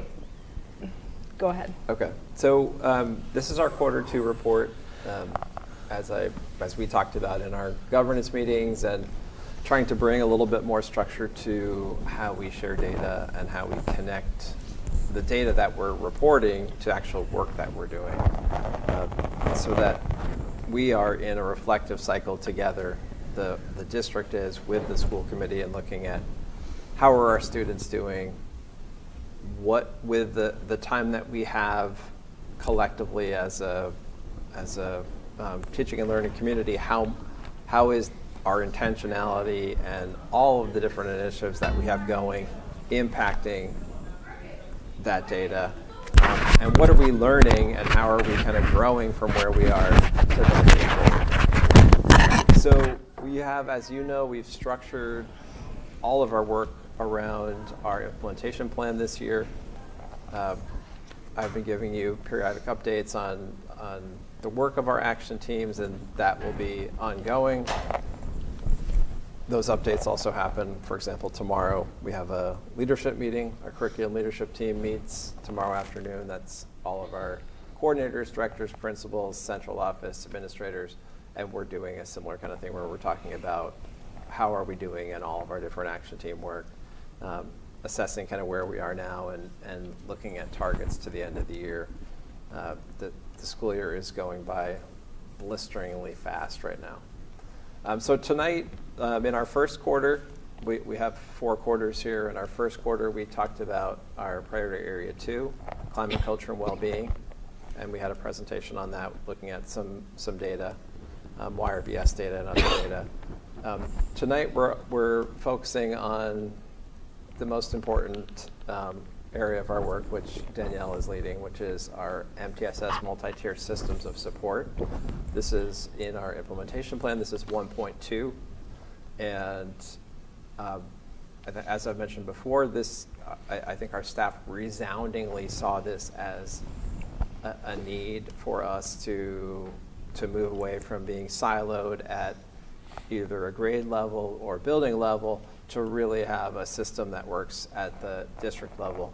And really you can't, it's nearly impossible to do this work at the building level. It really does have to be coordinated because there's so many shared services across the district that directly impact student support related to MTSS. So Danielle Wetmore, who is our Director of Student Services, is here to share a little bit about the work that she's leading with the group, looking at some data as well, and kind of bringing us on a journey of where we are right now and where we're headed.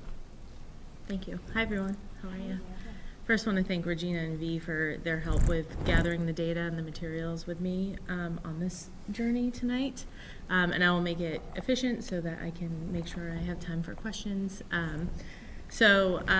I'm going to talk about academic excellence, specific in the area of our action team 1.2, which is multi-tiered systems of support. So I'll talk a little bit about the middle of the year data that we've collected as it relates to special education, seeing our increase in numbers for special education 504 plans and our multilingual learners, and just sort of how that ties to multi-tiered systems of supports.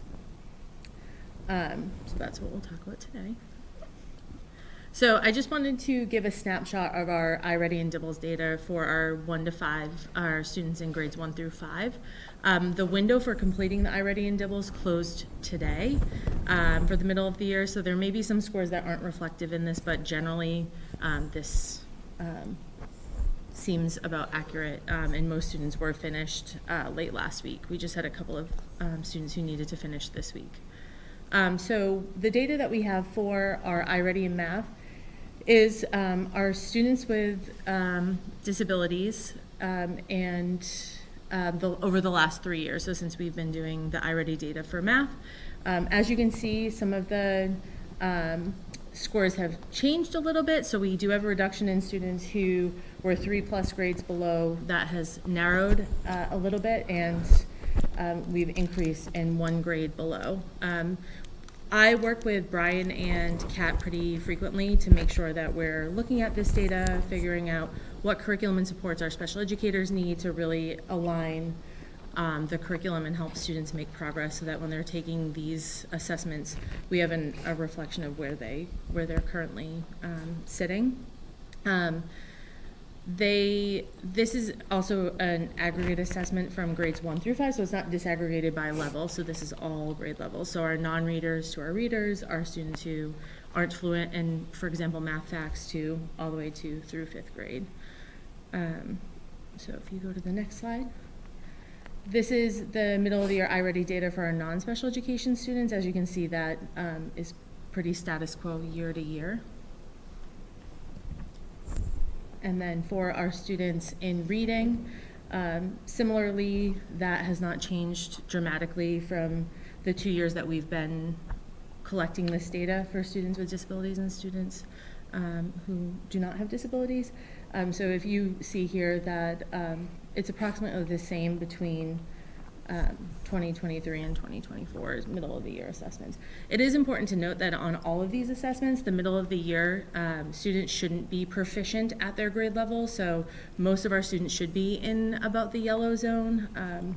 So that is, I think, an important notation for middle of the year. I think the end of the year benchmarks really reflect better how large the gap is between our students with disabilities and our students without.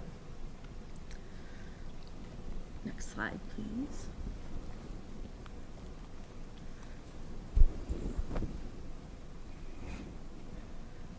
So one of the things I thought was really important to bring to this team tonight is around our increase and our trending increase in students qualifying for special education in Milton Public Schools. So we've had a large number of students initially evaluated. That has risen, but if you can see here, we have had about 14% of our students in 2020 who were students with disabilities, and currently we have about 18.6% of our students who have disabilities. So this is just students who require specially designed instruction to be able to make progress. So our students with 504s, I'll show you in a couple of slides.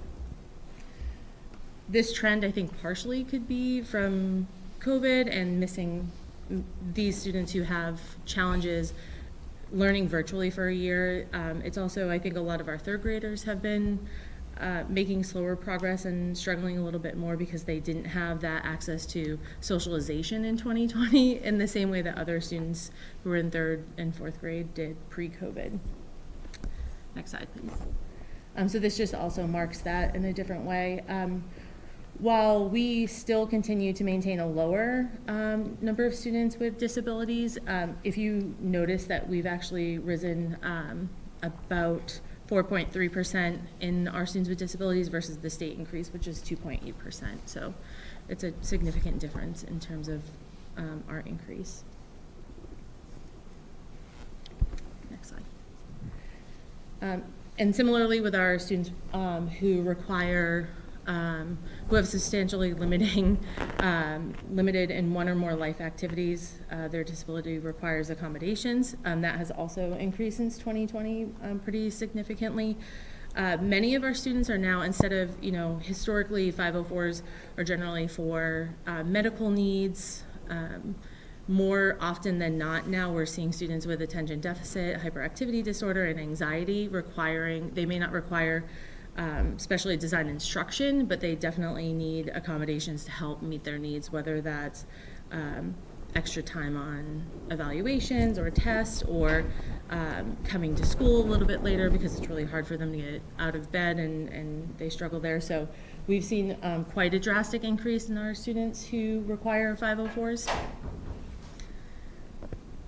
And additionally, we have seen a pretty big increase in our students moving into town who are multilingual learners. So prior to 2021-22, we don't have the data for that, but it is my understanding through Dr. Pavlicek that we were probably at around 70, 75 students in 2019. So from 2019 to 2024, where we have close to 150 students and the same number of faculty and no EL coordinator or someone overseeing it, those students are getting the supports they need as best they can through the EL teachers. But in terms of the multi-tiered systems of support, this is going to be really beneficial for them to get the content area support that they need throughout the school year. So I thought those were important pieces to note as we start talking about MTSS. which is now. So we've really, I think as a leadership team, really want to prioritize building a strong multi-tiered systems of support, and I'll describe what that is as well. I do want to note that one of the sort of acronyms, response to intervention, I think that gets muffled with MTSS, and MTSS is a more global approach to learning, so it's not just academics. So responsive intervention is students who are already struggling, you're responding by intervening, whereas for multi-tiered systems of support, you're looking at academics, attendance, social emotional needs, behavioral, so your whole student approach. So that's the difference. Next slide. That describes that right here. So with MTSS, we want to address the needs of all students in the least restrictive environment, and align our entire system across the district together. We provide continuous improvement at all levels, so students are receiving the most intervention at the gen ed level, and our more significant needed students through a data process would require tier 2 or tier 3. Next slide. And I will talk a little bit about this. So this is our multi-tiered system of support. So again, at the tier 1 level, that's your general ed classroom level. That's where students receive strategies and differentiated instruction, our universal design approach to help support as many students as possible in that classroom environment. Through a data collection system, students who need more targeted intervention would go through, that's where they would go through our student support team process, be identified as someone who needs 6 to 8 weeks of intervention to see what's going on. If that's not working, then they would step up to tier 3, which is a more individualized approach to intervention prior to the special education process. So by creating this system, it sort of lowers the automaticity of saying, oh, this student isn't handling the general ed classroom, let's refer them for special education.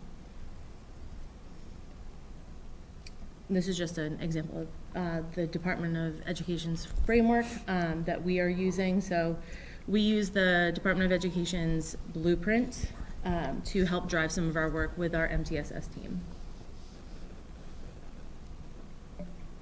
So now for our action team members. Right now, we have about 15 people on our action team. Next slide. And I wanted to make sure to just acknowledge all of them. It is a multidisciplinary group, plenty of teachers at every level. We have related service providers. We purposely put our inclusion specialists who currently run our SST process, administrators, and principals, all part of our team. So it's also at every level. So we have elementary, middle, and high school folks on our team to help really build this system.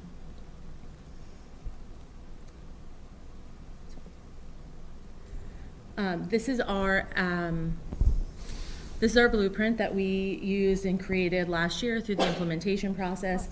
This is our first year. So our goal at the end of this year is really to develop that MTSS framework for all of our students pre-K to 12 to make sure that we're aligned both vertically, so across grade levels, and also horizontally. So every student across each grade level is getting the same intervention and support as needed. And it's not by school, or right now what we're finding is that different schools, as we do our sort of initial assessment, we're finding that different schools are providing different levels of intervention and support, and there are different requirements. So really aligning this is going to be probably the most vital tool that we have. So in terms of the work that we've done so far, our MTSS team, we reviewed on November 5th during our first PD day. We spent some time really reviewing what MTSS was to all of our faculty. We took some feedback from them around what their perspective of MTSS is, what we're doing well, what we're not doing well across the district. The Action Team 1.2 really analyzed it and really dove deep into what people were seeing as strengths and challenges, what we were missing. Additionally, what we did at our most recent meeting was that we looked at different MTSS frameworks across the country. So there are really some strong MTSS in like Fairfax, Virginia. Chicago has a really strong MTSS. Portland, Oregon has a really strong MTSS. So we really took a look at multiple different approaches to MTSS in different districts, different size districts across the country. So we're going to take all of that data. We took all of that data. We're now completing a self-assessment. So each of our team members is completing a self-assessment. At our next meeting, we'll look at each of those and come to consensus on where the district currently stands holistically, and then start building our framework out from there, using our strengths to drive some of our building of the framework. I think I have that next one. That was the next slide. And then for more information on our special education profile, I just sent the link so that you all had it. It has some really useful data points that I wasn't going to bore everyone with tonight, but I just thought there was some interesting information on that website. Thank you so much. Sorry. Questions for Daniel? Sure. I got a couple. Thank you so much for the presentation. Really appreciate you coming. To jump back to the beginning, kind of the Dibbles and iReady, and again, this might not be, I don't think it is a special education specific goal, so maybe it's more Regina and Peter, but you mentioned how the mid-year is obviously only halfway through, right? The end of the year is the one that we really focus on. But I assume we still have like a goal for mid-year, right? To say, hey, this is really what we're aiming for, this percentage of our kids to be proficient at mid-year, because that sets us up to have this percentage to be proficient at end of year. And we know that at least for iReady, the percent that are mid or above, like that is the percentage that's highly correlated with MCAS success. And so like that's a percent that's really important to kind of get as high as possible.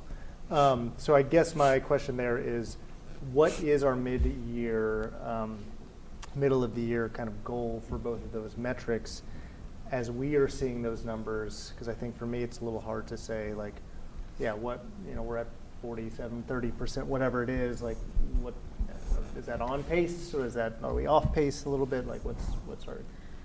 That's a great question. Yeah.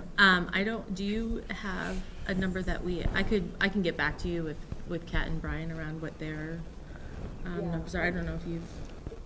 Kat DeLoach and Brian are planning to present in the end of February in great detail all of that information. I do think Here, at the school committee. Yeah. We've talked about, this is the preview of it, and I think they can probably answer that more clearly and specifically than Danielle or I could. But I do think there is a discrepancy, obviously, between the students with identified needs, and it's something they're working on. And as Danielle said, they are trying to make different teaching programs and strategies available to the students. Yeah. So we are going to spend some of our time on March 4th, coming up in the afternoon, working on grade level teams, talking and digging into that data too with students. And I think traditionally, yeah, and I think you're probably talking about all students, or are you thinking specific to students with disabilities, or just a general question of? Yeah, I mean, I think it's both. I yeah. mean, I think knowing, what it is for all students, but then also for your, like, what, we only have 2 years of data, obviously, on data, so like what the historical performance is and like what we're trying to achieve, I guess is somewhat hard to identify. But yeah, just any goals as we look to like dissect the data ourselves and see it, to say like, hey, is there, are these things we should be celebrating? Are there places of concern that we should, think about additional resources for? I think what this is glaring for me in terms of the special education data specifically is around the need for more focused curriculum for our students who have our pull-out services, so that they require that smaller group setting in order, historically, and something I've been working with Pierce, but other buildings as well, as what kind of curriculum do those students need, and how do we either supplement what we have, or do we need something fresh and new for our students who are significantly behind? So our foundations program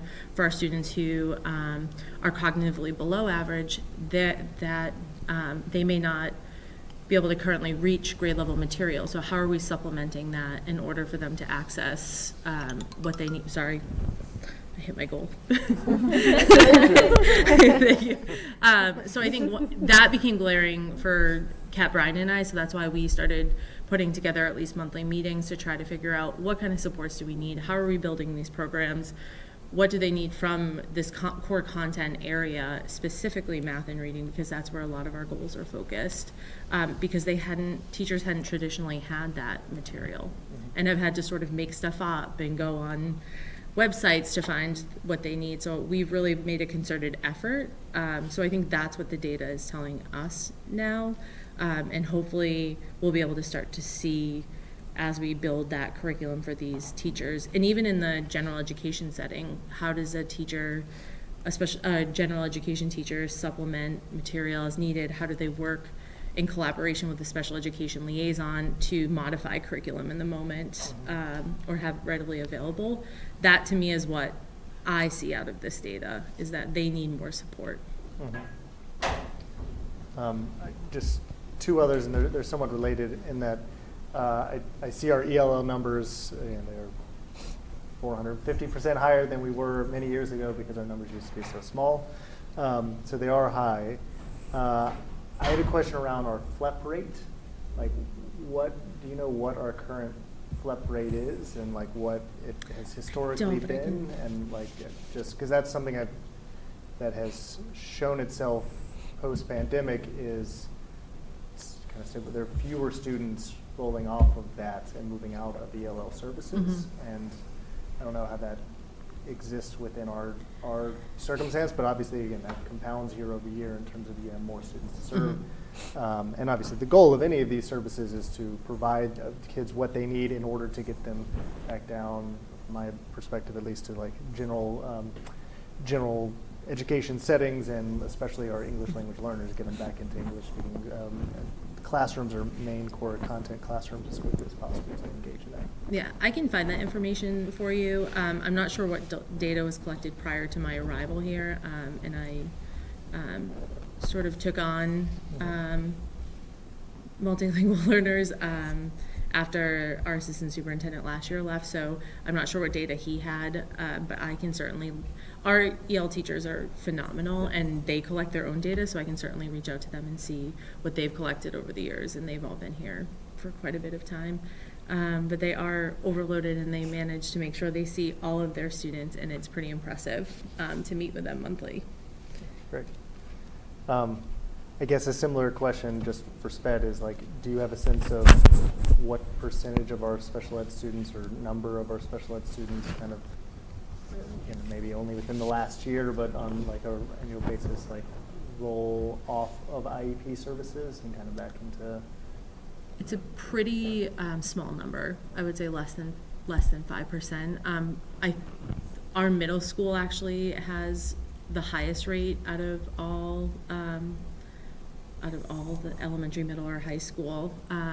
They start to see pretty great growth between 6th and 7th grade. So really we focus on what does it look like in terms of reduction of services as they go. How do they remediate their skills? But it's a pretty low number overall. I think with MTSS, you'll see, as we start to build that framework, you'll start to see, one, the goal is to see less students referred for special education because they are getting what they need in that less restrictive environment.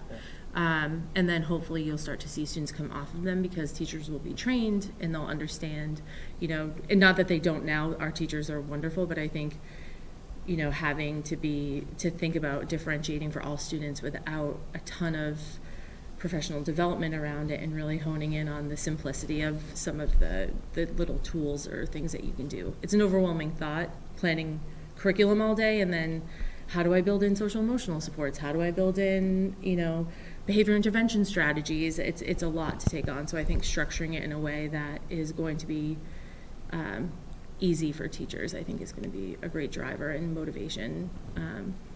Teaching is onboarding.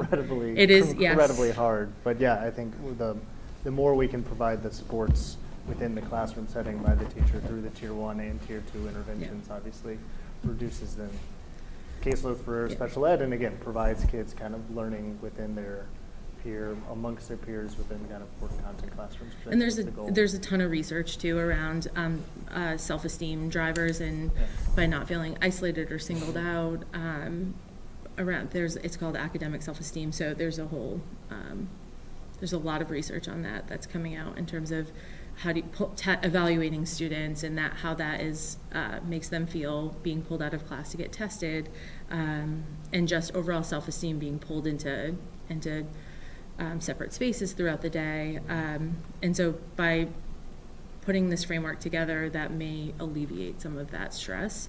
Thus, kids might like school later in middle and high school. So. Thank you. I also have a question.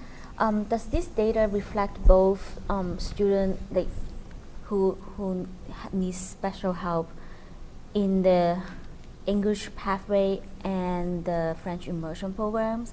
And what is the difference between these two tracks that we have in terms of number of students who request special attentions, and how do we provide them similarly or differently between these two tracks? So they're provided as students need them, so they're individualized. So regardless if they're on the French immersion track or the English innovation track, if they require intervention or evaluation, they receive it. One of the things that we're working on, and Kat and I actually talked about it today, was how do we help identify students, because I think one of the biggest challenges that have been ongoing that we found is our French immersion students who are then diagnosed with dyslexia, and they've missed 2+ years of opportunity to learn English-based phonics, or English-based rules-based reading. And so we were talking today about early indicators, and something we're building into our kindergarten screening this year is it's called the Shaywitz dyslexia screening, and it's for kindergarten aged. And by building that in kindergarten and then having that data point, and then potentially offering that before first grade for students who were flagged or are flagged through our DIBELS, we may be able to have that early indicator to then determine what's the next step. If the student, if the family would like the student to go through French, what does that look like in terms of services that student might need? Because, a student is dyslexic in any language. So is it French and English services? I think we're just sort of playing around with what that would look like for some students with that need, so that we're not waiting until 3rd grade before identifying those students, which makes them already 2 years behind grade level, and now you're starting, at point 1 for them in English. One thing about the mid-year data, and one of the reasons why we chose the mid-year data, is exactly what you were asking also, is that the state does not require that we do it at mid-year, but we do it with our English students and not our French immersion students. So we do French immersion, or we do all students, the English and the French immersion students, in the fall and the spring. The mid-year data is only for our English students. So that's one of the reasons we actually looked at that too, because it pulls that out. Because it's obvious on the DIBELS, which is English language arts, it's predominantly phonics based. It impacts students' scores if they're immersed in French in kindergarten, 1st grade and 2nd grade. They're not scoring as well. But we do find by 3rd grade, they really pick up again. So as long as they're learning a phonemic system. The iReady is all 3 times in all groups. So the iReady's math, the DIBELS is ELA.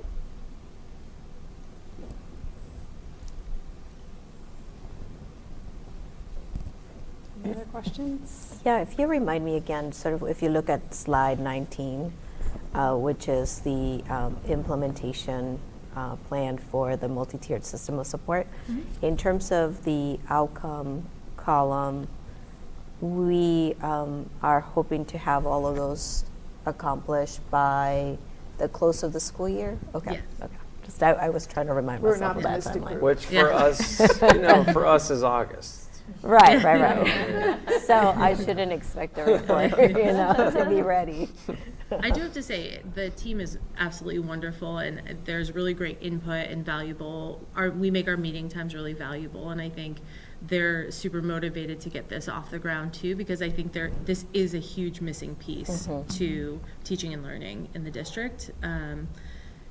And will help drive a lot of our curriculum decision making and our data point decision making. And do we need additional tools to help identify data for students with disabilities? Like, all of that will help by having a strong framework that goes, again, both horizontally and vertically across the district. Great, thank you. And I think the other thing that I would just echo is Mark's comment earlier around when we're looking at the data, sort of thinking of what our targets are. So it's looking at the data, but in context of what those targets might be, so we can assess, how are we doing?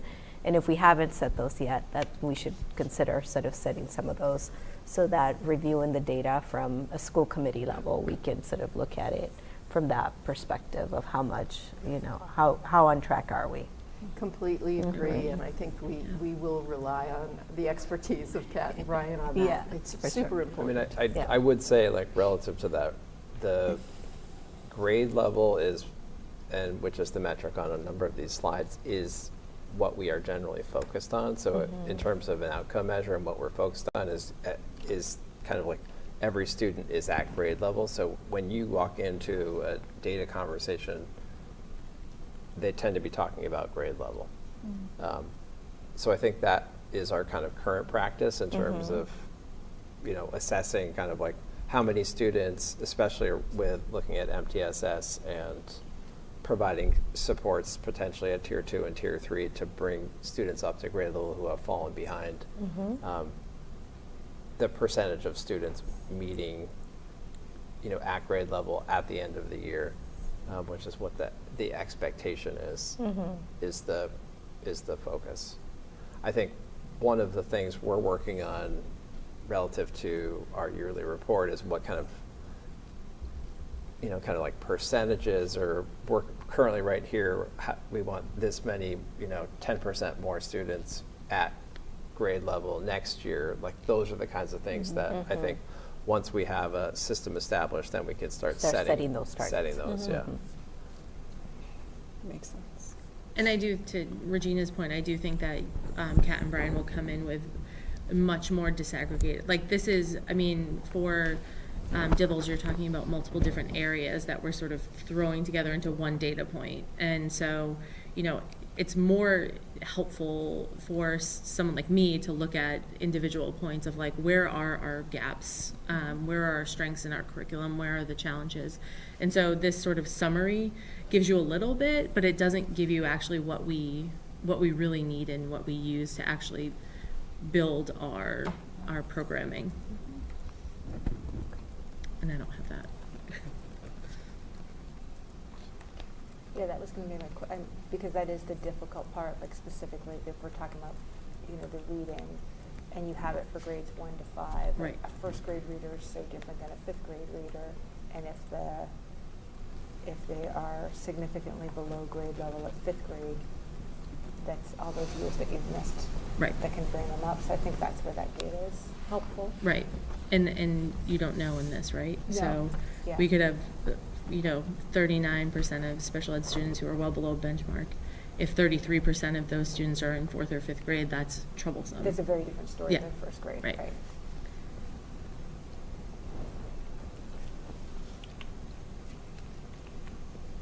Any other questions or comments for Danielle?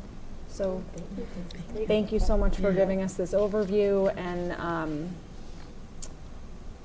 yeah, we'll look forward to the next conversation, but appreciate the work you're doing. Thank you. Appreciate it. Have a good night.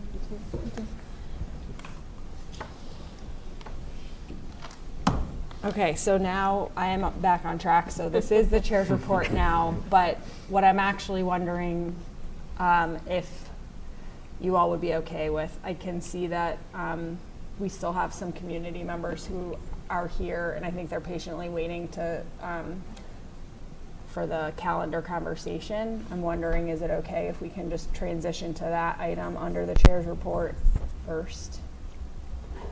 Okay.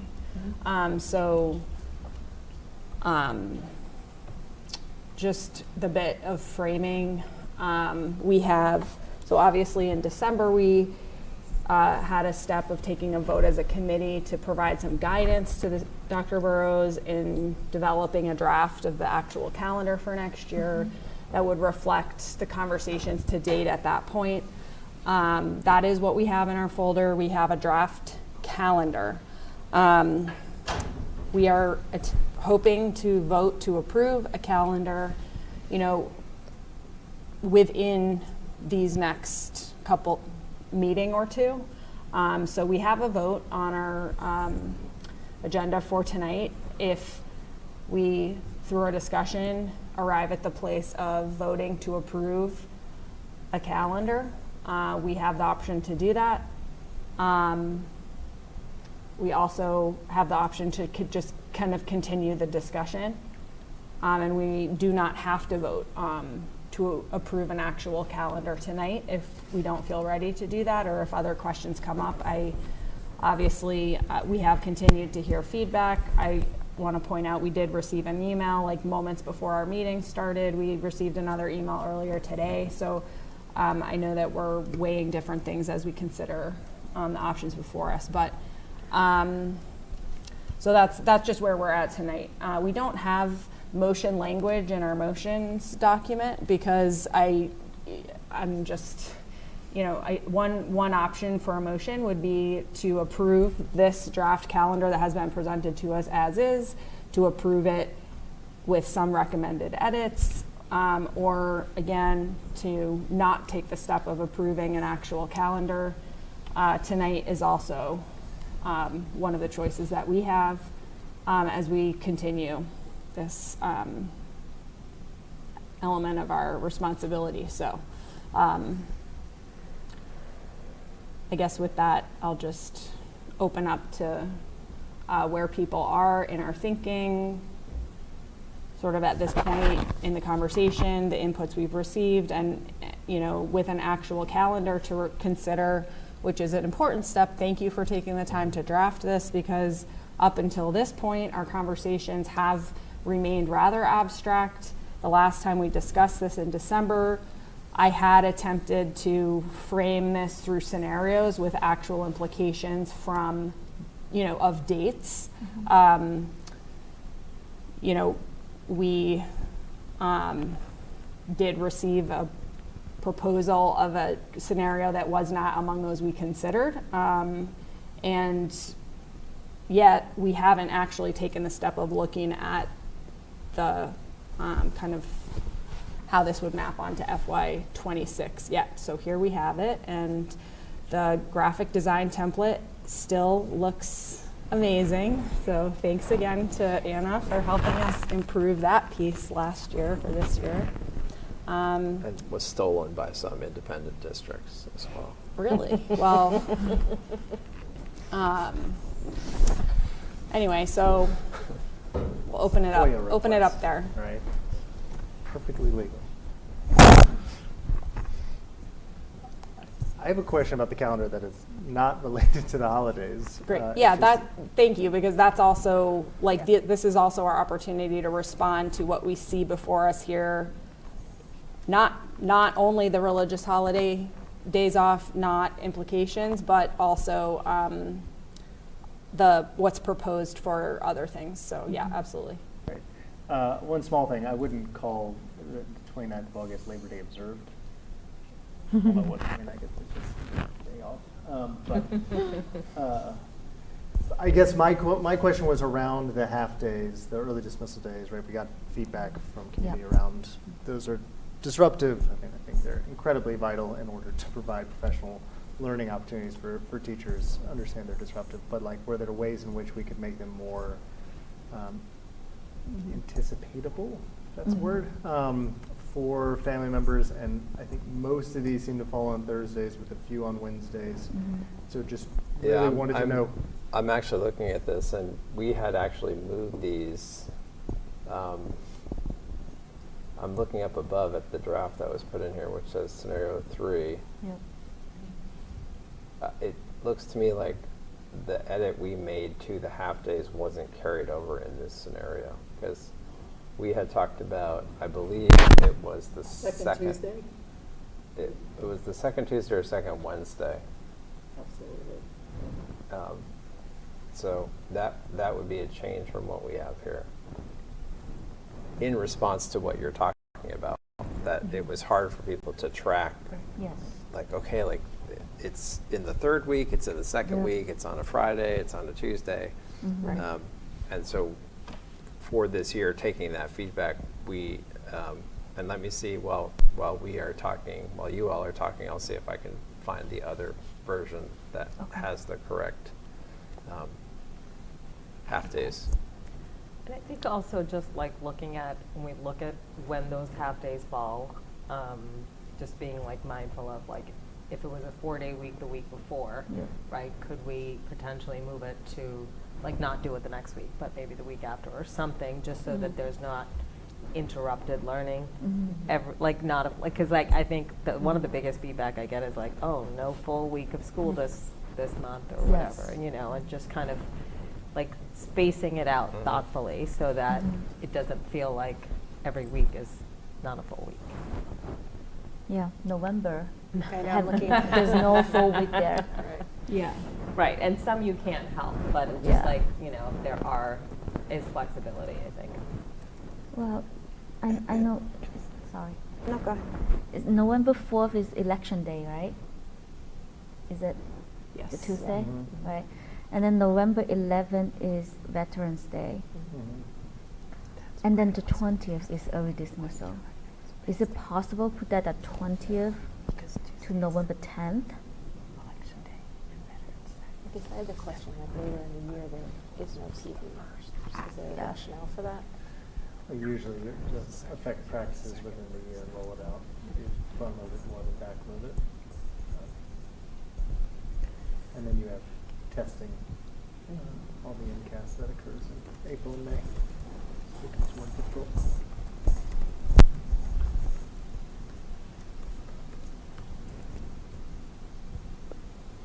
And we have an early dismissal the Wednesday before February vacation. Could we just put that on Friday? Oh, yeah.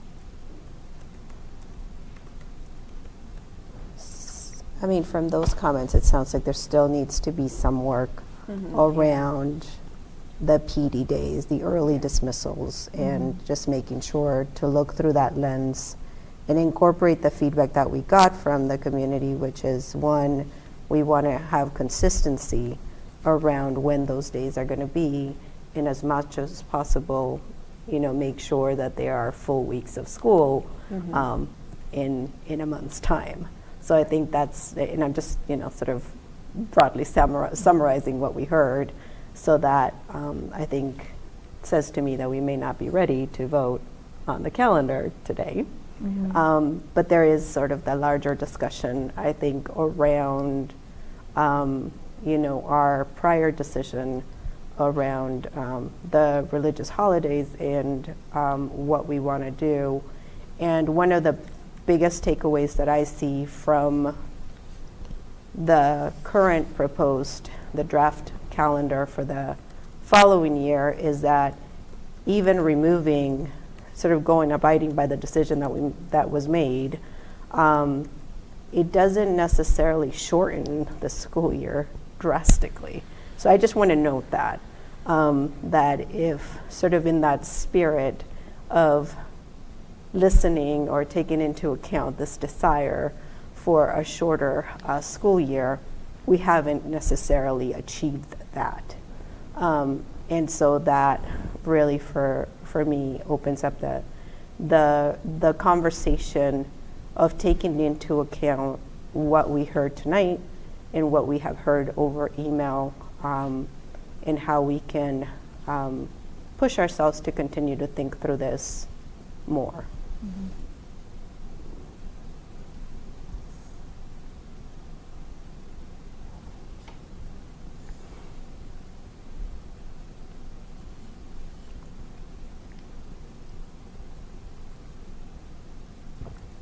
I think the other thing that, and maybe I'm just not seeing it, is like, although this version does not have Good Friday, Rosh Hashanah, or Yom Kippur, I think it still needs to be listed on the column, because I think it's completely removed, and I don't think that was the intention. No. Yeah. So, and I think also maybe, you know, we talk about being inclusive and representing the students, in fact, you know, our school community. So it would be nice to kind of find out what holidays students and families celebrate and incorporate more of those, because, you know, it's a way to recognize, right, like that we're physically, and maybe that list will get longer, but I think it's a nice gesture to Is that add. the Franklin? Was that Franklin? Yeah. Yeah, I think that might be nice. Yeah.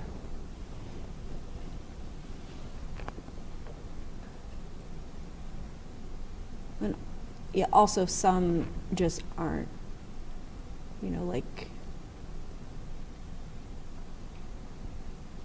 maybe we didn't. I thought, you know, like President's Day, for example, is always encompassed within our February break, but it's also not listed here. So I do think the important dates, like column is missing. Right. Yeah. Patriots Day. A number of things that need to be there, but it is the opportunity, as you're naming, which we have discussed, to flesh it out even further. We had talked about that, especially in the context of not having days off for holidays, knowing that no matter what we're doing, we're not having days off for all the holidays that are being celebrated. So looking for that opportunity to acknowledge them, and then separately from that, build out the policy and the procedures accordingly. But yeah, that's an important point.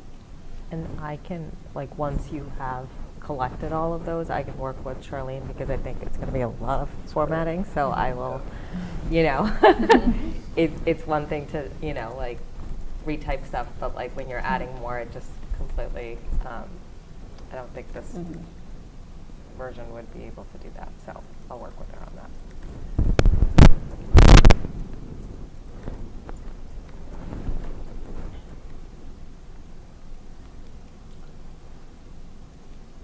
So we've identified a couple of things that are still in progress here. Just naming, obviously, for this scenario that we're looking at, it still assumes days off on August 29th and let's see, but November 26th. not a, Yep. yeah, sorry, and November 26th.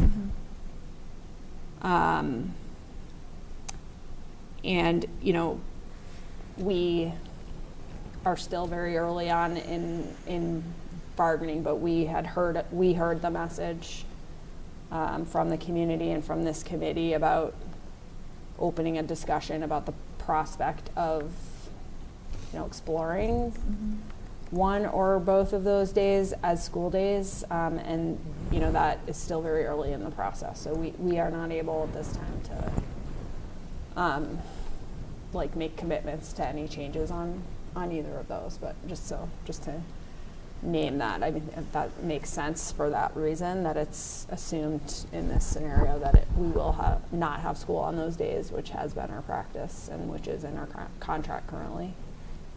Yeah, this is a perfect year, though, in my mind, that, you know, removing one of those 2 days, having the last day of school be on the 15th on that Monday, I think it's not, I understand that's where the calendar lies, but I guess, you know, being able to push that to the Friday, I just think you're going to have such low attendance on that Monday. It's going to be not great. And so I guess a question I'd have is there, I guess you can't add, there's no way to add the other day back to have it end on a Tuesday. Just ending on a Monday is never a way No. I try and into school calendar because no one's going to show back up. Probably a few days, right? Like Hope even for if it's a snow. Monday, Tuesday, I don't think. they'll Monday, show up. Tuesday, I think. I mean, if you have a couple days, they'll still show up. But it's the Monday half day. Like, am I gonna delay my vacation to be at school for a single half day? Anyways, And coming back for school for 2 days, and then you have another 4 days Right, off, is yeah. also very interesting. In September. you're talking about in August? In Yeah, August, yeah, the last week of yeah. August, after 2 months off for summer break, you come back for 2 days, have 4 days off. Yeah. I think we've looked at districts that start after Labor Day, right? Yeah. Or, yeah, that was a big question. Okay. And I was still trying to advocate having those half days before a long weekend or a weekend. Which one, the PD days? Yeah, the PD days, like half days. Professional learning, if you want teachers to focus on PD, and you're asking them to do that on a Friday afternoon, that is Yeah. rough. That's not successful in my experience. So I think we have to, in my mind, keep in mind what that half day is for, and that Right. half day is for, again, the teacher's professional practice. I want that to be as effective as possible, obviously. Correct me. But I think That the makes sense. consistency piece Yeah. is the Yeah. big one too. Then keep it on Wednesday if possible. Right in the middle of the week. No one's getting anywhere. We do ours on Wednesdays.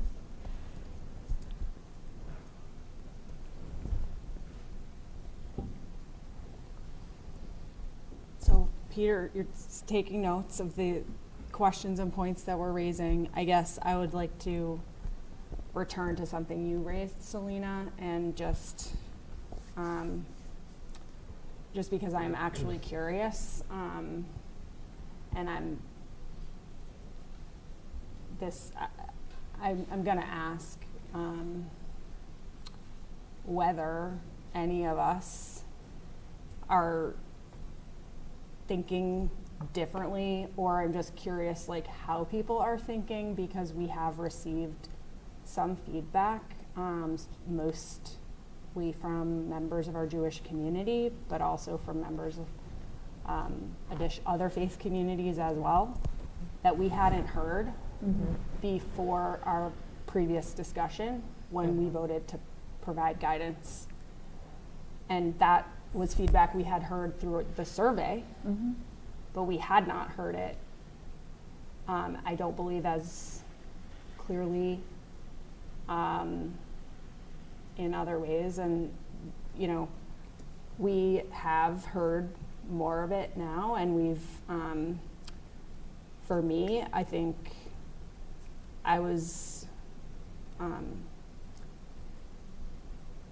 I think the email we received that was signed by a number of individual clergy members in our community had an impact on me. So I guess I'm just wondering where we are as a group. I want to acknowledge that, Selena, you raised this. I'm sort of uplifting it also, and you and I voted in the minority on that decision. And so that's important to acknowledge, which leaves me, though, curious about the rest of us and where we are with this now in terms of how you're thinking about it. The religious holiday piece, I mean, religious and cultural holiday, day off, question, conversation, if that wasn't clear, but that's what I'm wondering about.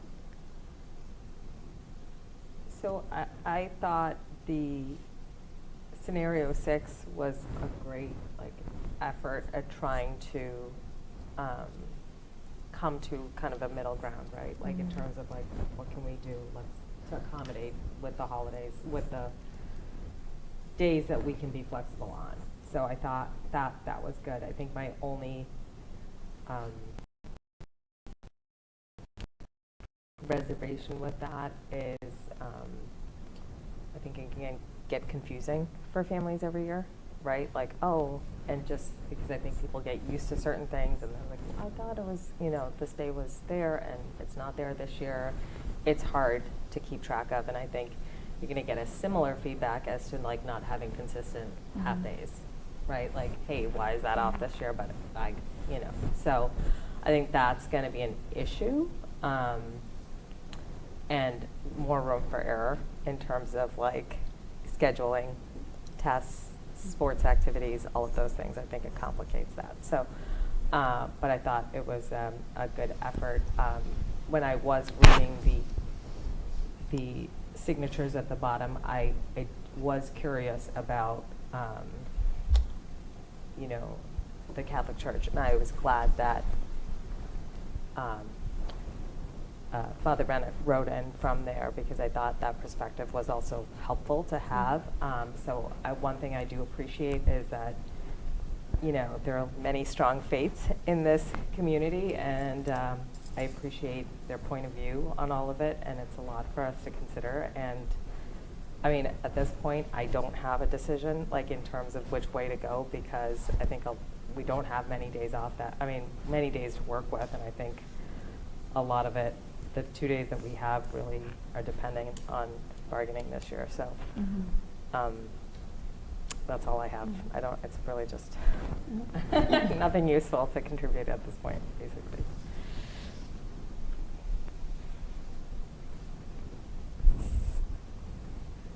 I would say that since we are so data-driven, we have surveyed the whole community regarding this topic, and I think we should respect the democracy decision that collectively made together by the members of this community, not just us sitting here. We have heard from not just the current student body, but also parents, staff from all 6 schools that we have in the district. Right? And even residents who are not affiliated with schools anymore.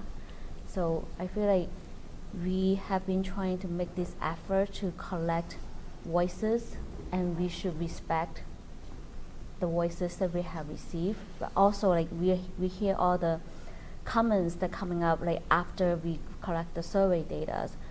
But we can add those into the data that we collected, but that doesn't make a huge difference. That's what I was trying to say.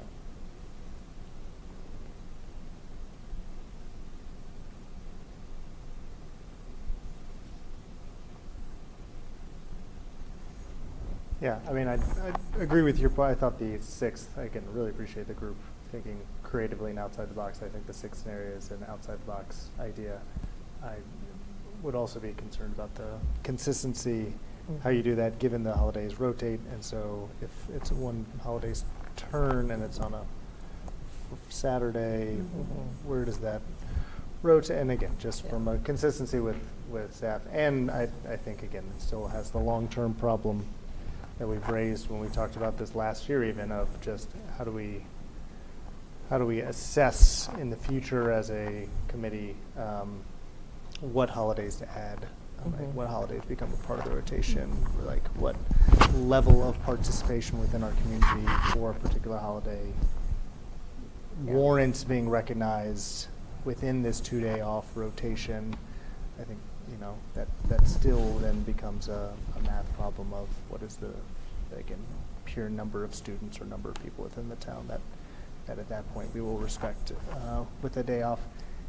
And to me also, just as I still don't think that utilizing days off as a leverage for highlighting diversity, to me that still from an educational lens is not like the way to highlight the diversity and to increase awareness within the town. It really comes back to the work that needs to be done on the curriculum level and the cultural celebration level within our schools and the communities we are building inside the schools, to recognize this, to make students feel good and celebrated about taking that time away from school, right, and not have the negative effects that one of the public commenters talked about. which again is true for kind of lots of things that occur, unfortunately, within kind of student and adult peer groups. But again, we need to create strong communities that fight against those urges and support people's identities and their decisions to take a day off for their religion or for other personal or cultural events within their lives.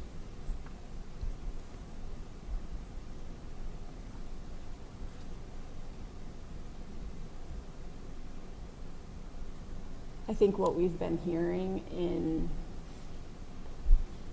and granted, it's anecdotal and it's,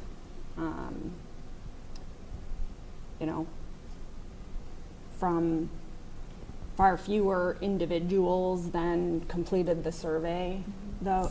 But I do think that an important theme of the feedback that we've received since our discussion and vote that we took is really amplifying a concern that was raised within our survey data, which was that the survey data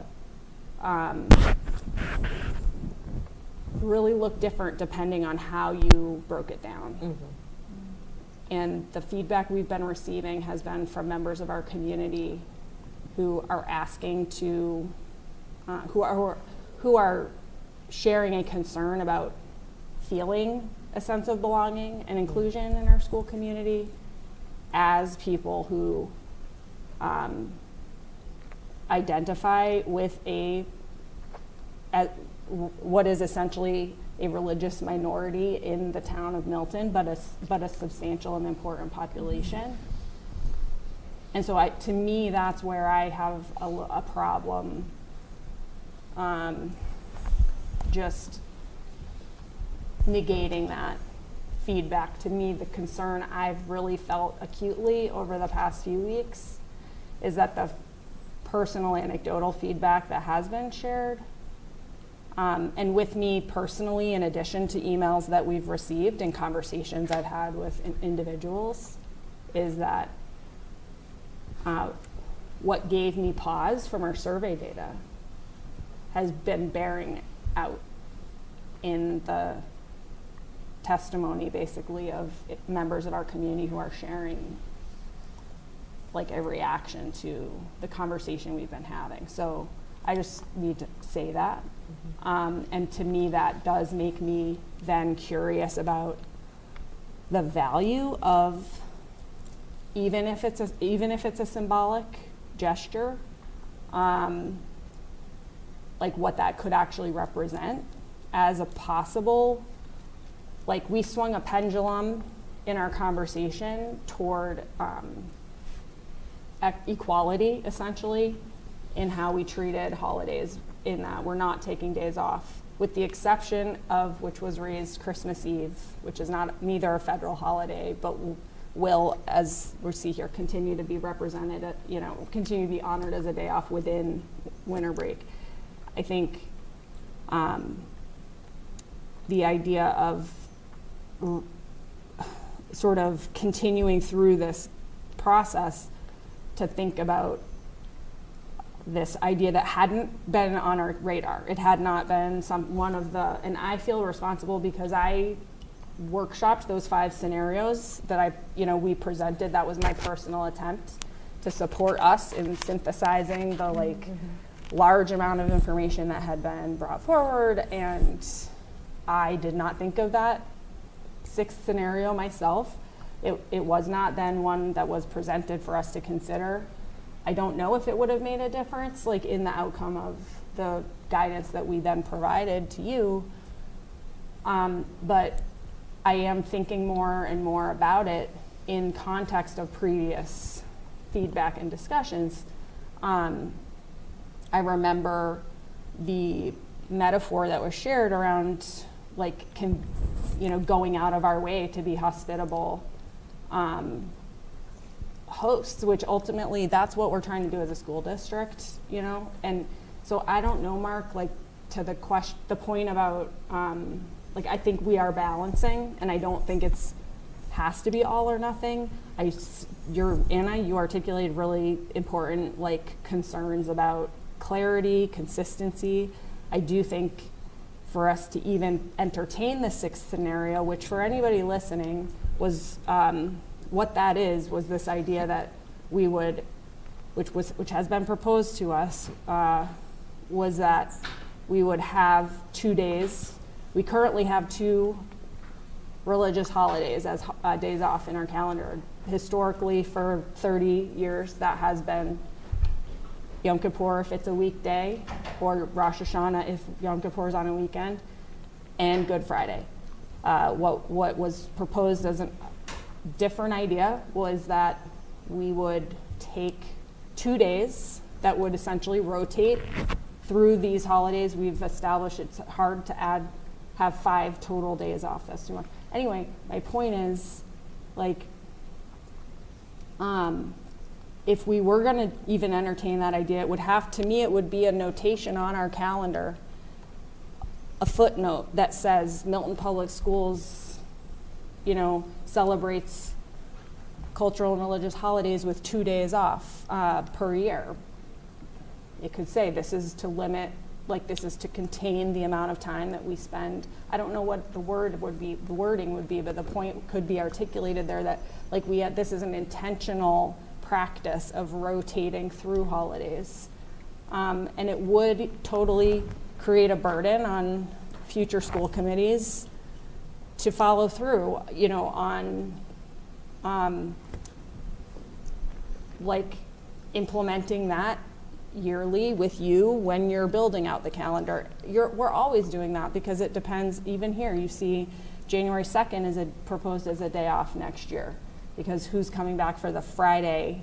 That's the point about Monday, June 15th. Every year we're making choices based on how the calendar falls. Anyway, right? And we're being guided by reason and what we think of as what lets us meet our priorities the best we can. So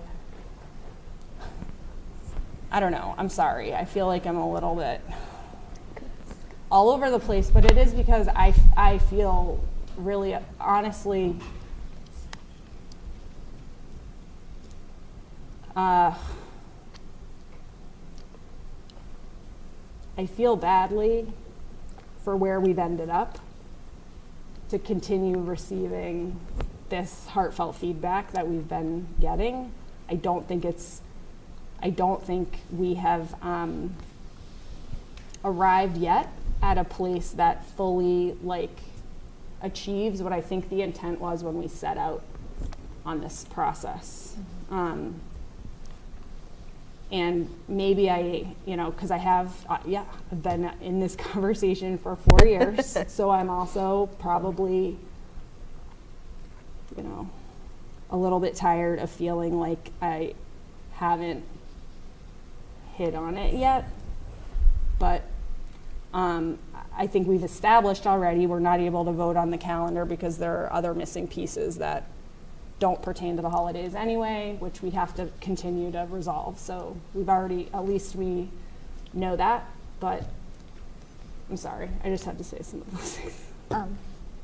So I've been thinking a lot about the sixth scenario, and I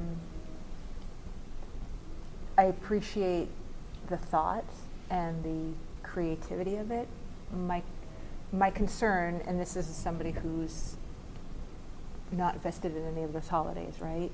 That it feels a bit like we're not representing anything then. Do you know what I mean? So if you're rotating 2 holidays, do the people for whom Yom Kippur or Rosh Hashanah is very important and those aren't on there for 3 years, are we really representing their desire? Similarly, somebody, if it's like, oh, Good Friday is very important to me, it sort of feels like you've lost the intent or the importance of all of them. It feels just very watered down, and now they're just 2 days as opposed to 2 specific days that represent the culture or the religion. And so that's where I'm struggling, because if it's a rotation of it, then it sort of says, I don't know that answered any of the questions. Like, for me, coming in and hearing about it, that it was important that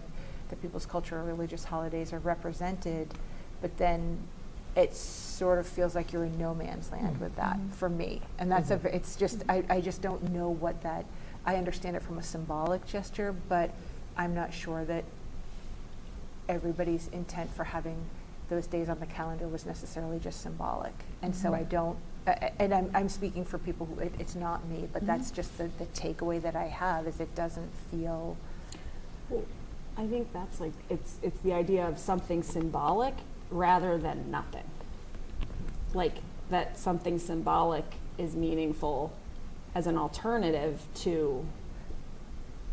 But if I played that out, say theoretically, if it's been, you know, that I or my child doesn't need to miss school on a particular holiday that's very important to us, you haven't answered that. Like, because the next year you are going to miss it. Like, that desire to be recognized or not be recognized, or have to proclaim anything or have that day off, that's not answered. Do you know what I mean? That issue still is there, and that's the piece that I struggle with. It's not there for a particular year, but then for wherever you are in the cycle, it is there. Do you know what I mean? Like, so that's the part that it feels like now that scenario isn't answering really any of the issues that seem to have been brought up. For me, at least in my head, I'm not able to. And I think all the letters that we received and public comment, I think all of them spoke from the importance of that holiday for the people that celebrate it. And I think you're right, it misses the significance of it. If I can't celebrate it this year and I have to wait till next year or the following year to celebrate, then it kind of dilutes the importance of it. And I think I think it's a good suggestion to be inclusive, but I think it kind of misses the point, because I'm going to speak for myself. I grew up going to Good Friday service as a kid. I was in church all day. But, you know, so I can't imagine, like, one year I went and the next year I was in school, and then, you know, like, so on and so forth. So there was that consistency, that religious education that I had through my church community that I received. So it's like, you know, or do you take your kid out of school that following year, and what if there's a test scheduled that day? Or, you know, like, it's hard to keep up with, you know, schedules and so on and so forth, because we're already taking 2 days somewhere else off. Like, I don't know, I think it gets really confusing, and there's more room for error. I do think, like, I think where members who wrote into us, like, they came at it, I just think it needs to, if we're going to do it, we have to give it the importance that they're asking.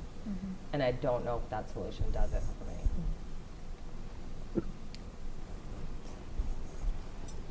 There's so much I want to say on this point. I think, you know, frankly, I've been thinking about this from the first conversation we had, and felt that I didn't perhaps do an adequate enough job at stating sort of my concern with the way we went. We started this conversation from a desire to be inclusive, from a desire to have our students feel a greater sense of belonging, all of our students. And we ended in sort of a place where said, no, let's go back to the status quo that was 30 years ago, and we're not going to celebrate, you know, the holidays that have been voiced as being very important to members of our community. And to say that we're going back to the status quo in the name of increasing, right, belonging and inclusivity, that felt to me like the easier decision to make.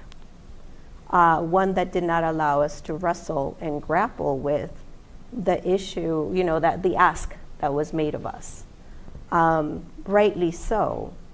And I am so glad that members from the Jewish community have articulated much better than I could have the impact that that's going to have on families, on students of our decision. It's a big decision that we made. And obviously, I was part of the minority with Lizzie on sort of not voting in favor of that decision, because sort of going backwards doesn't feel like it's the right way to go.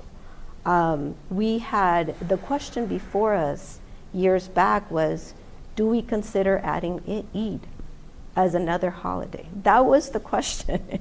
And from there, we went way the other way of saying, well, let's include everything. Obviously, that is not pragmatic. We can't do it in a way that then satisfies and answers the concerns we heard from the survey.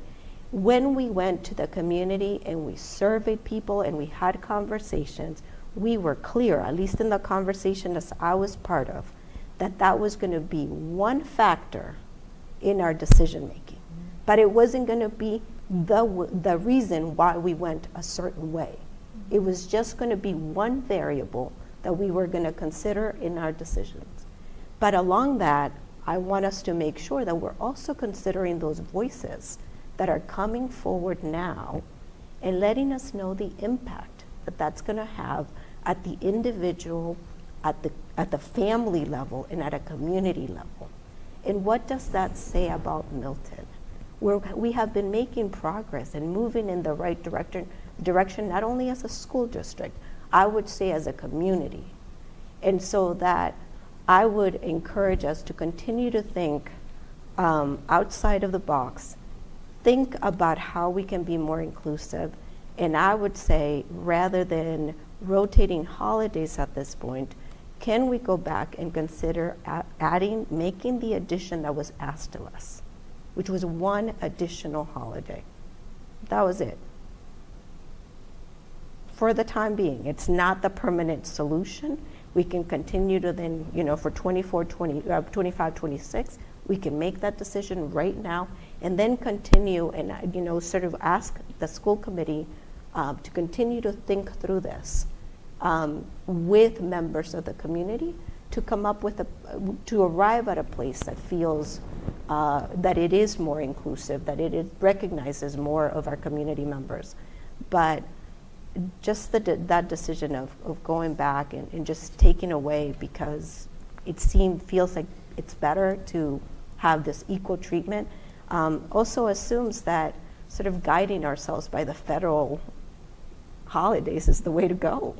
Our nation, by no means, it creates a sense of belonging and inclusivity for all.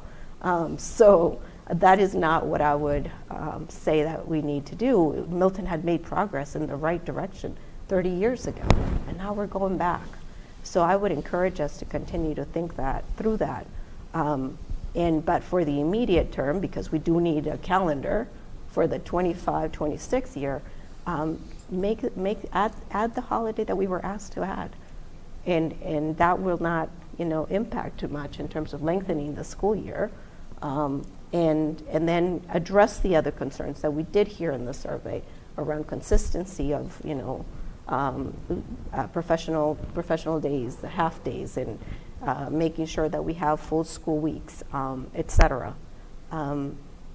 But I just I really do appreciate the community members that have taken the time to write to us, to come and speak, because I think we need to listen to those voices and know that we will be creating more harm than not by trying to approach this in the name of being equal. And that doesn't align with our values, I think, as a district and what I hope we aspire to be as a town.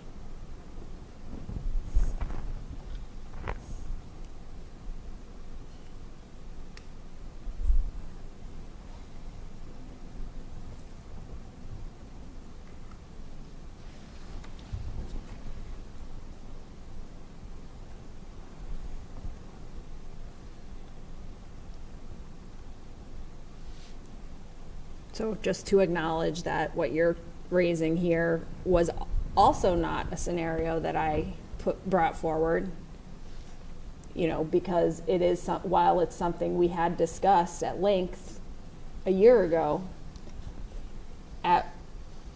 we hit a fork in a road based on research we had done into other districts. Again, you're right, not based on any feedback we had received from Milton residents. It was research on other districts that took us down the fork of adding 3 holidays, not 1. And it was that decision point that led us to this next several months of the process, during which, quite honestly, we never actually reconsidered that idea, that original idea. So that is actually, you know, that is, yeah.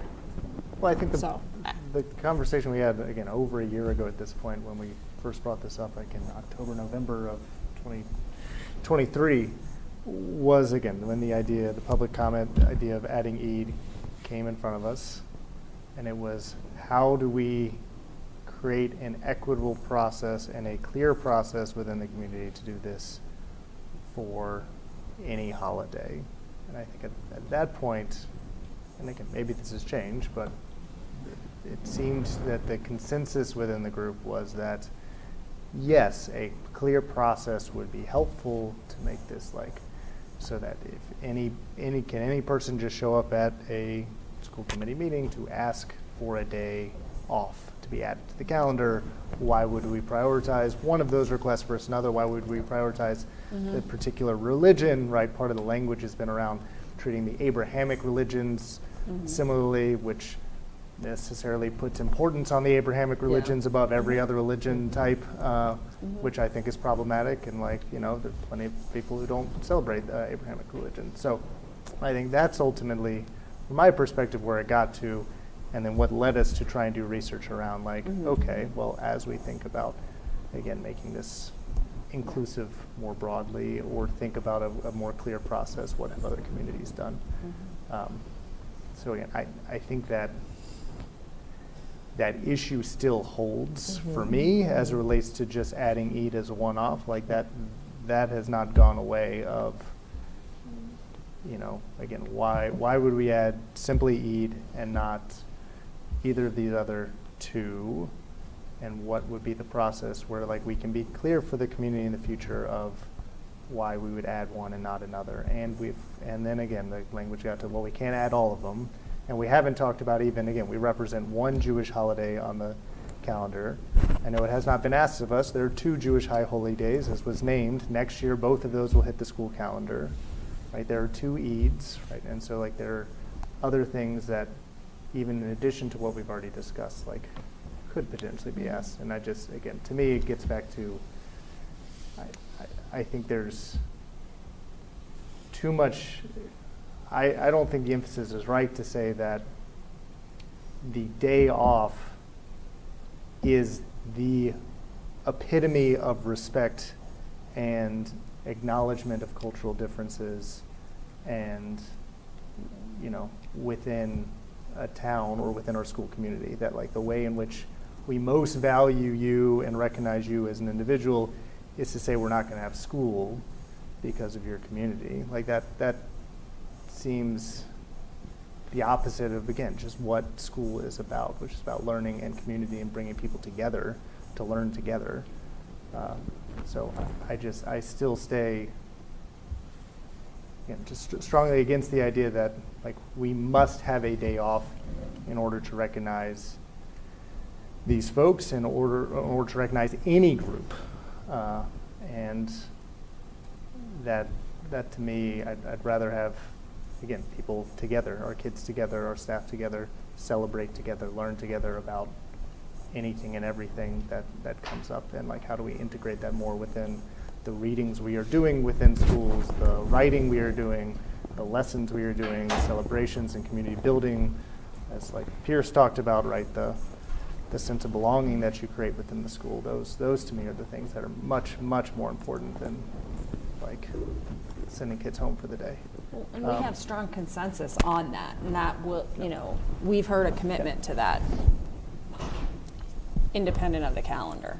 So it's not, I want to be careful. I personally think it's important to avoid like any type of mutually exclusive, like zero sum. It's not like we can have a day off or we can do a better job of learning about one another's cultures. I mean, I think we have to do the latter no matter what. And it becomes even more important, obviously, if we are not taking days off for holidays. Absolutely. Because,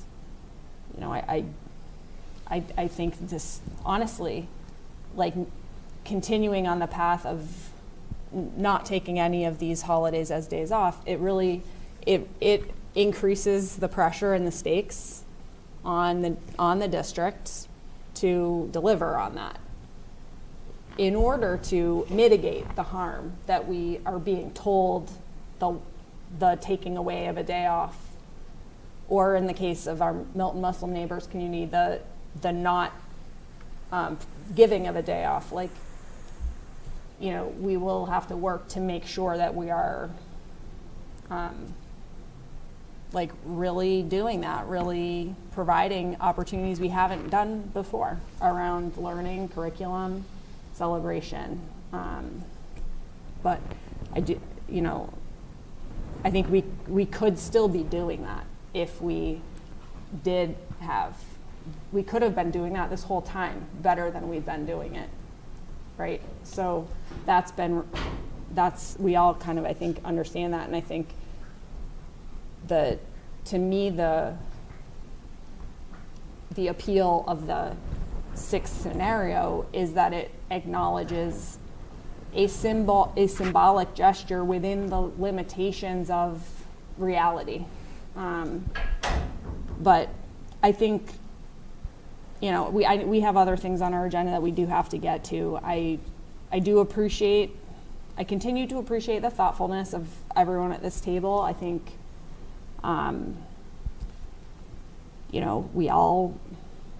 we actually are the only ones who know what it's like to have to sit here and think and,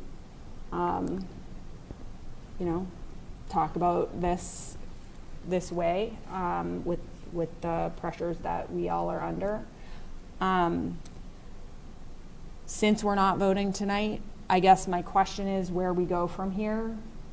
You will be bringing us a revised draft of the calendar that accurately reflects sort of response to the community's feedback and the committee's feedback regarding professional learning, time, and that side of things that can continue to better represent the days, the holidays on the right-hand side column.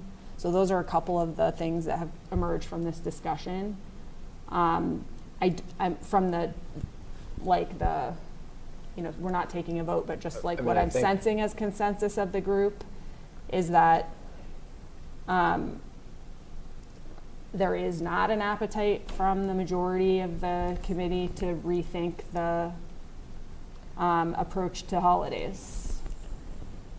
Is that accurate? I mean, I think I'm hearing strong ideas from a similar breakdown.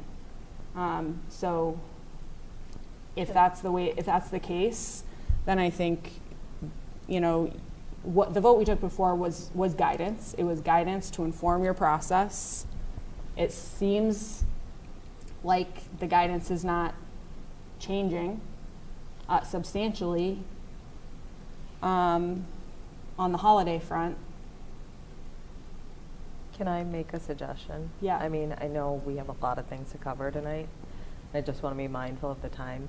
Is this something that maybe we take on in policy and kind of taking all the feedback that was received here and kind of work through and hash out the different scenarios, and Peter can take on the feedback that we gave on the actual calendar and the looking at the dates, but I think that holiday piece, and maybe we can look at maybe policy and procedure as well, to Mark's point, if we are just adding one holiday, what happens next year if another holiday needs to be added, and so on and so forth. So I think maybe bringing that, because we're done with our policy, so I think we could use that as an opportunity to kind of look at that in detail and just weigh all the pros and cons and maybe do a deep dive ourselves, and then bring it back here. So we meet We meet for on policy Tuesday. next week. Mhm. Okay.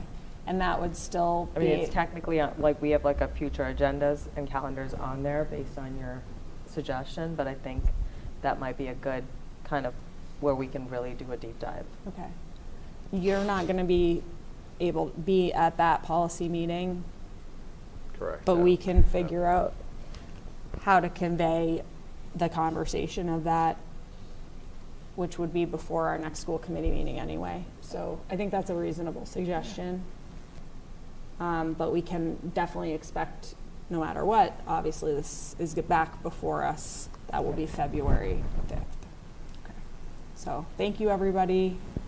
You know, we will ultimately get to the point of a calendar. I guess I just would say that I didn't hear necessarily that we were in the same place we were 2 weeks ago, but there had been perhaps slight shift of thinking. And I don't want to sort of assume, Anna, but I thought I heard you differently. And Amanda, I thought I heard your voice something that was a little bit different than 2 weeks ago in terms of, you know, even in sort of taking on the scenario 6, would that be sort of, you know, achieve what the intention of scenario 6 would be? But I don't know if I heard sort of that if you had been swayed in either direction. I haven't heard anything, how do I put it?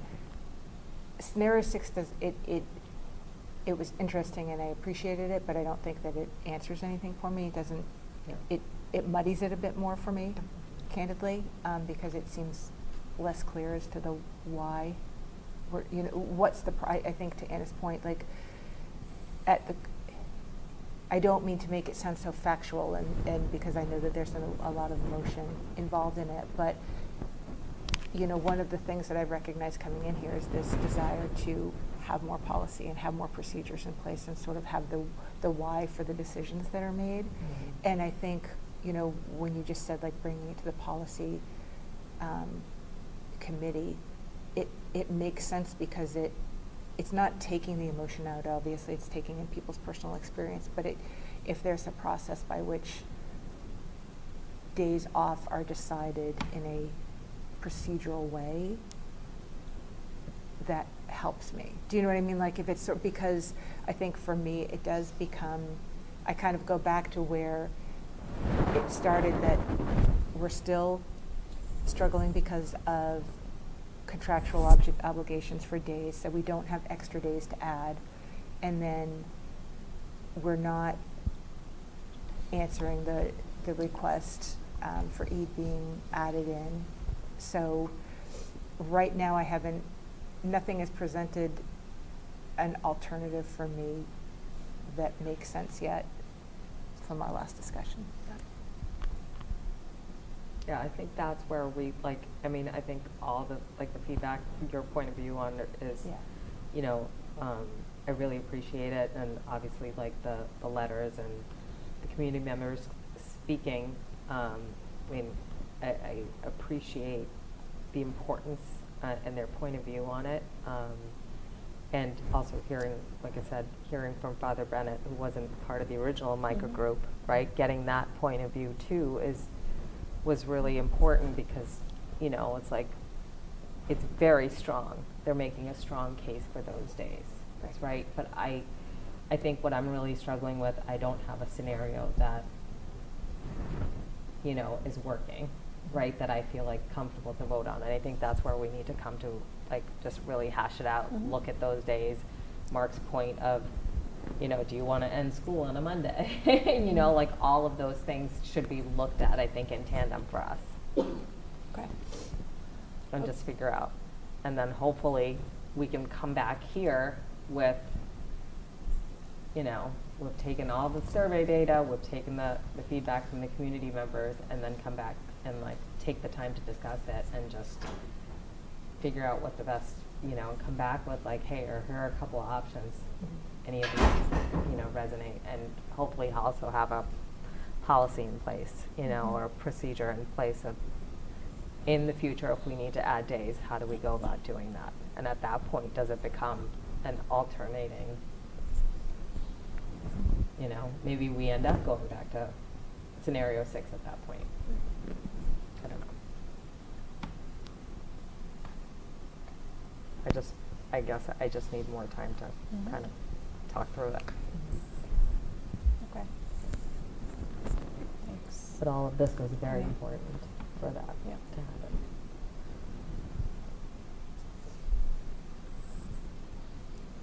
Okay. For now. All right. Thank you, everybody. The next couple items under my report are hopefully going to be very quick.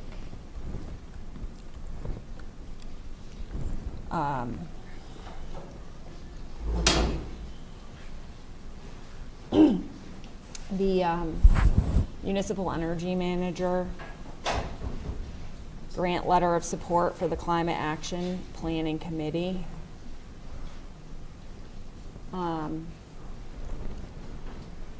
I want to apologize because I think it's been a little confusing, and I just want to update you very quickly on some back and forth. There's a letter template in our folder which is incomplete, and I left it there to be able to explain to you that the reason I left it incomplete, we are not signing this letter. We are not voting to approve that letter.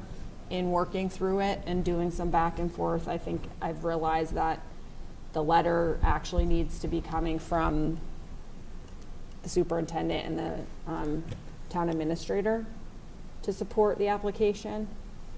Do you have anything you want to add to this? Well, the other thing is just that it could potentially be a joint application with Randolph. So that could change the letter too. The deadline is January 31st.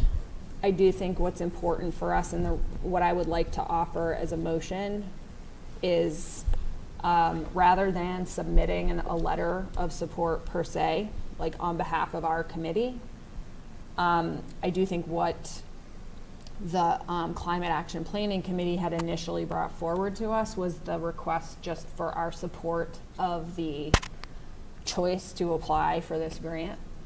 And so that is what I've put as language, a motion made to support. So I will make this motion, and then we can, if there are questions or discussion, I would like to make a motion to support the town of Milton and Milton Public Schools application for the Municipal Energy Manager grant. I'll second. Thank you. I think that language should stand whether or not we pursue a joint application with Randolph.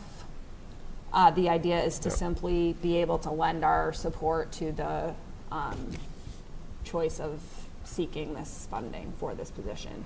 Well, and if need be, you could sign off on behalf of the committee to support on a future, if we get a joint letter and, you know, they say, hey, it'd be great to have your signature, my signature. I think the support here would enable you to do that. Yes, right. So this is just hoping to capture whether we as a committee support moving forward with this application for this position, which would help the town and the district better achieve our sustainability goals, which we know we can't. If we can get additional funding for a resource within the town, fantastic. I know when we applied for like particular fire grant, it then tied the town to say, hey, we provide this funding for these positions for 3 years, and then y'all have to pick them up as a requirement within the grant application. Just wondering if there's anything here around that, if there's like, you know, long-term financial commitments that the town would need to pick up that are required by this. Obviously, we could opt to carry this position forward if we don't get the funding, but that was my only question. Yeah, I had the same question.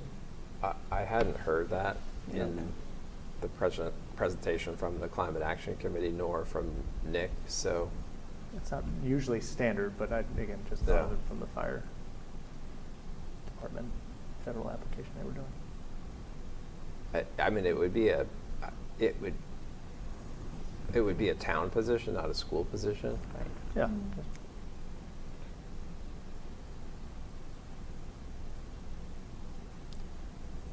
So I did not see anything language to that effect, Mark. It's noted in the Mass Save website, linked in the,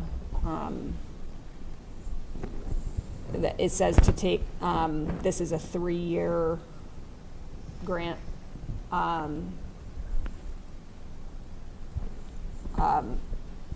Provides 3 years to create up to a full-time energy manager role. I'm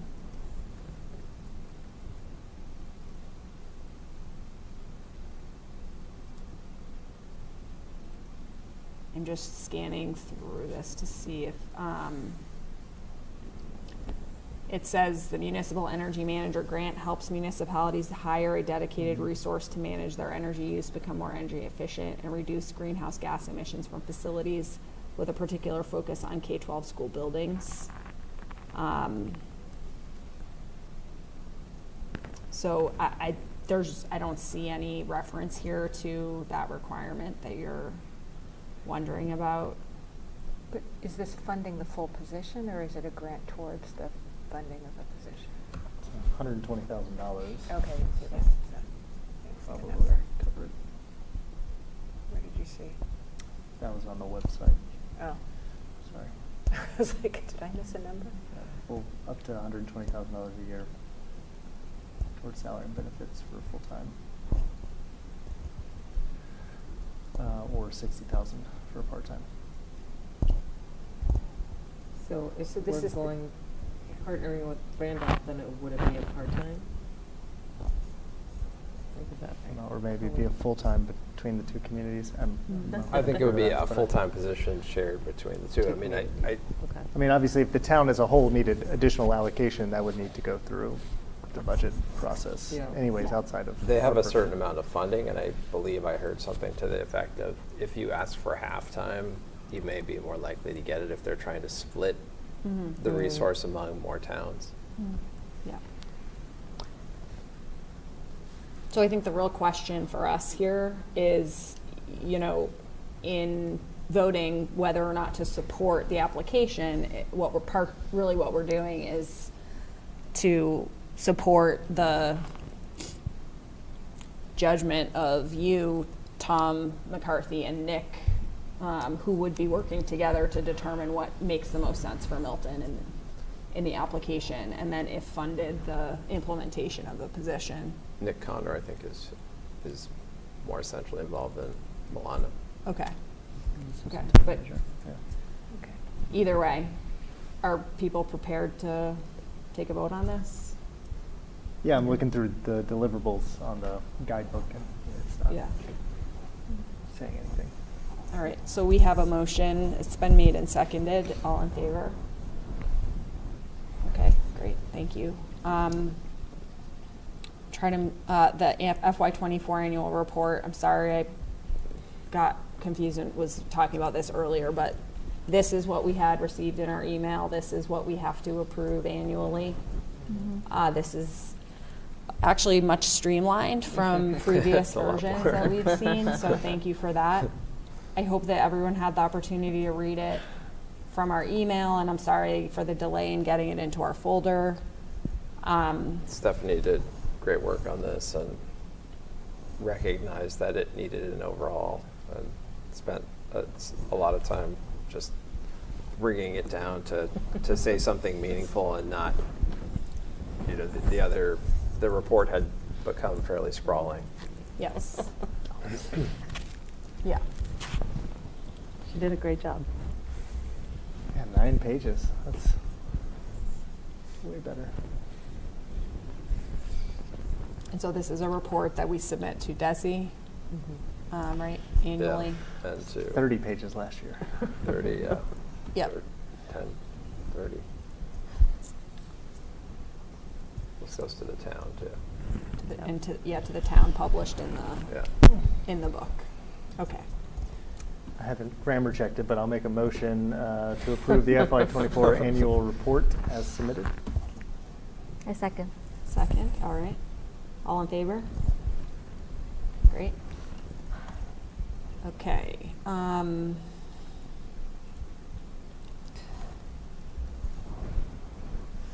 I can save my other update for the capital item that we have a little bit later and just move straight to finance. I know we're already at 10:30, so want to keep this quick, but we got important things to share. FY26 budget, we are still working through budget conversations. The last couple of meetings, we focused a little bit more on the Q2, FY25 Q2 report, but we have talked about the FY26 budget. I think one of the things we started talking about today a bit is discussions around, it seems unlikely that the full list of needs that kind of came before this committee will get support through select board, warrant committee, kind of all those entities. So I think for our perspective, we need to at least understand what the ones we want to fight for, if any, are within the needs-based budgeting, I should be clear. So we started having conversations around that of, what would the district, what are the highest leverage asks? And then again, what is kind of, there's still ongoing conversation that needs to be had between us and select board around what the number is going to be. And that continues to be hard given we are not having any direct conversations with select board given they have no finance committee. So that is a bit challenging. And then we are still waiting to meet with the warrant committee as well. So we don't have any additional feedback from them either on kind of our budget at this point. So those are the high level kind of discussions we're still having. And I think the other piece we started talking about today a bit is we just need to start crafting like what is our messaging around the ask, because it's a big ask. It's going to be a big ask to a lot of different groups, the town as a whole, and obviously select board. And so like why, how do we make the most compelling case for this? And so I think that's something the finance committee will need to talk through and kind of create some proposals for, but obviously this group will need to carry a lot of that water, and we'll want y'all's input on like what the messaging is ultimately. So if y'all have thoughts or ideas. So is the select board, are they saying that it's just are they saying this I haven't watched their meetings, are they saying this at their meetings, or is this kind of Nick's meeting with you guys, how is the kind of In terms of the needs base, yeah, it's reading the tea leaves of Nick's, of the select board comments around the size of the level service ask alone. We'll have more information. The select board is meeting on Tuesday, and they're bringing in all departments to talk about their level service needs. And really what they're talking about, I believe, is more level service and what are the cuts if you're not giving level service. I don't know if they're talking about needs at all across any other department. And so. So are we going in front of select board then?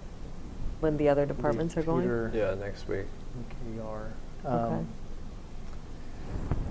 So again, to talk at a high level, but again, we obviously don't have any direct communication with any of the department folks, just with Nick. At this point, Nick has not presented anything to us or to us select board around a needs-based number. So do you have to craft your message then before Tuesday, or is it are you just I'm just. Well, we're not going to have a final budget Tuesday because we Okay. won't have voted on it. Yeah. They're going to share, I think, a version, I'd assume, and Katie, you can speak for yourself, but I assume a version of the presentation they've kind of given to us to explain how we've gotten to that level service number, try and explain why it is so big. I assume that is a question they will ask. Yeah. And yes, to your point, kind of start having some of that messaging, but I think we'll need to continue to refine that further, again, especially as we bring this to any override is going to require a wider audience. And so how do we talk about this with the broader community? So I guess the other thing I would add to relative to next week is the thing we haven't shared as much here which I think we will share next week, is the impact of percentages of level service not being met, and what the impact is in terms of what excuse me, what kind of positions that would mean. Do you mean if they? Meaning if we if we don't get 1 million of our level service, if we have to cut 1 million, that equals this many teachers, this many administrators, class sizes, cutting back on extracurriculars, just all those kinds of things. Yeah, that's a separate budget we will need to create, and I assume, again, vote on as a school committee is a non-override budget. What those cuts would result in, because that will be part of the warrant for the town as well, in case it doesn't pass the town vote. I don't know if it's necessary if the town vote happens first, so that's a question, as some people have talked about the town vote coming before the town meeting vote, but. I think in the short term, it's first immediately the select board next Tuesday, and then the messaging will roll out, town meeting, voters of the town. I mean, to what you're saying, we can support the select board to have a constructive discussion of this challenge by helping them understand the concrete, like, cause and effect of different options that they might choose to take. So the more concrete we can make it, as far as like what we're actually talking about with cuts or needs left on the cutting room floor or what have you, like, I think that will be really important, since we know how many things they're needing to consider all the time. So just like cutting to the chase of the impacts of the decisions, I think, is something that we can be helpful in providing that lens and information for them. So I don't know if it was a scenario or feedback or comment that was made, was if there wasn't an appetite or a belief that the full amount for level service, which would require an override, would pass, would they come back with a lower number? And I guess my question is, would that come from the select board if it was like, well, we think that we could go for X, and then would that come in that meeting? And then you go back and do okay.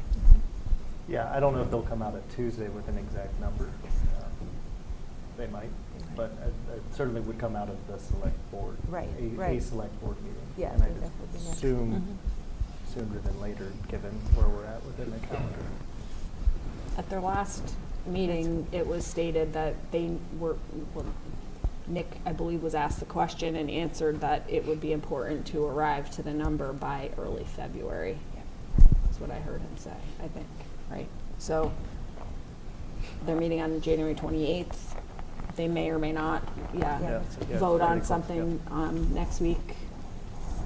But if not next Tuesday, it would be like shortly thereafter. So would it be a number for the override or okay. I haven't gone through overrides before in a town, but is it customary to do an override with just a needs-based versus, I mean, You mean just level service? Just level service, Yeah. that's what I mean. Yeah. Yeah, just level service versus needs-based. It seems to me that it's Because you're going to need an override right after. If that's the lens that you take to push an override, why would you do all that if you're not looking forward? And it might be just me not having gone through it before. But I think my concern is, and I'm hoping maybe I misheard it, but that a conceivable scenario is not even needs-based. I mean, not even Not level even level service. level Not service. even level service. Something less than level service. Something less than, so which would still mean an override that cuts. But, so that's a lot of energy and political capital to use for something that's not even going to get us to where we need to be. And even in terms of, I think, of our needs budget, it's pretty tapered. Yes. It's not even No, it's not. needs. Yeah, It's really. I mean, it was It's hard minimal, yeah. listening to Dr. Fish come in and say, we're not getting any of our positions funded this year. Like, I mean, we haven't even had this conversation and he's already saying that, you know, so it's like, it's hard to hear those comments. digging our hole Right, deeper. and unfortunately, I know with like special ed, a lot of those are mandated and you're required, so you're cutting in general ed, right? Like, because those are the only areas, like you're gonna have those classes of 29 and 32 kids, right? So because you can't provide Well, the and if quality. if we have to cut, $2 million from our budget, we're looking at class sizes of, 35, 30. I mean, you're talking like a significant increase across the board at all grade levels.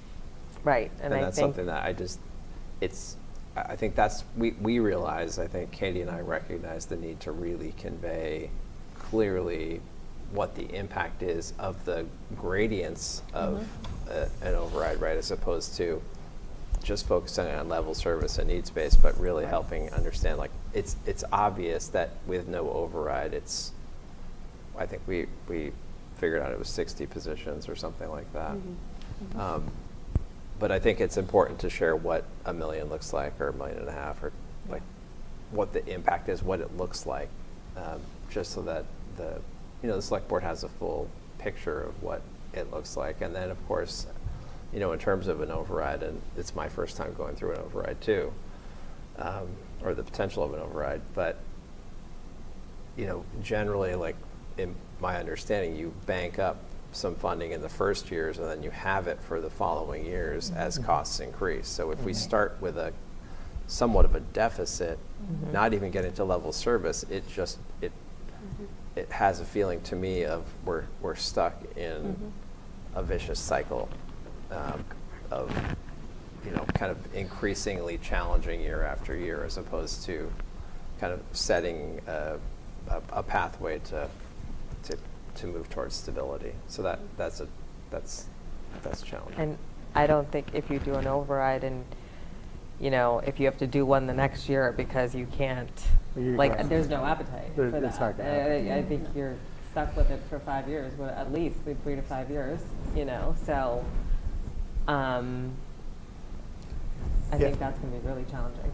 Yeah, I mean, I think the town has gotten away from doing regular overrides, and federal funding was a part of that, and I think there's been, I said this before, like it feels like, and again, there's been turnover within the town department, right? Nick's never done an override within this town, within the school department. Peter, Katie have never done an override.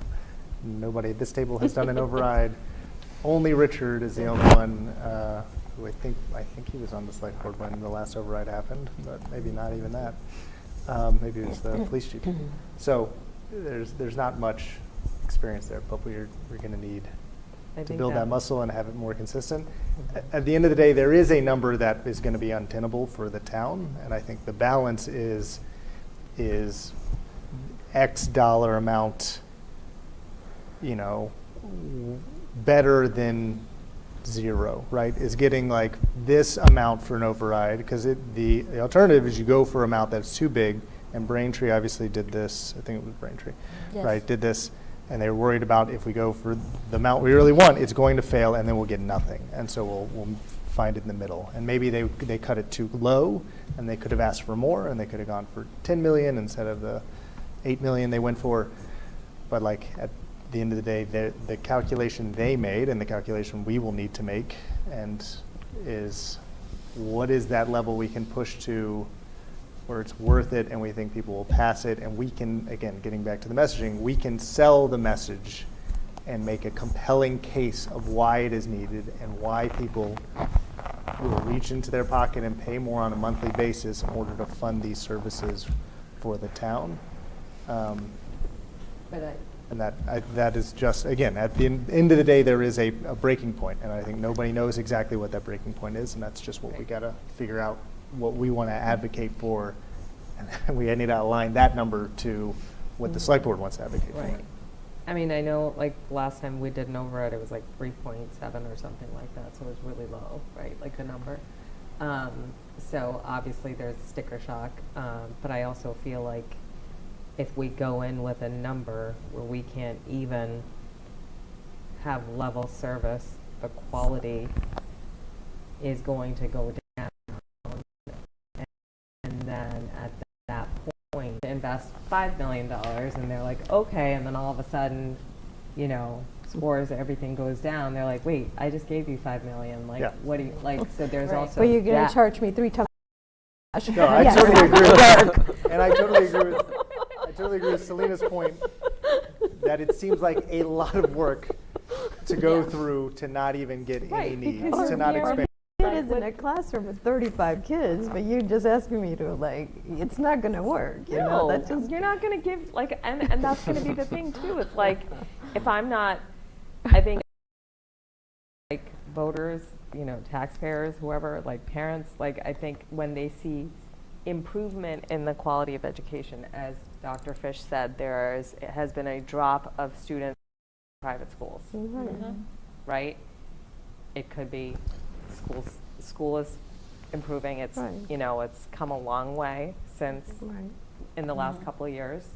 You know, also the factor of, like, the cost of everything is up, right? Like, people are trying to hold on to more of their money, right?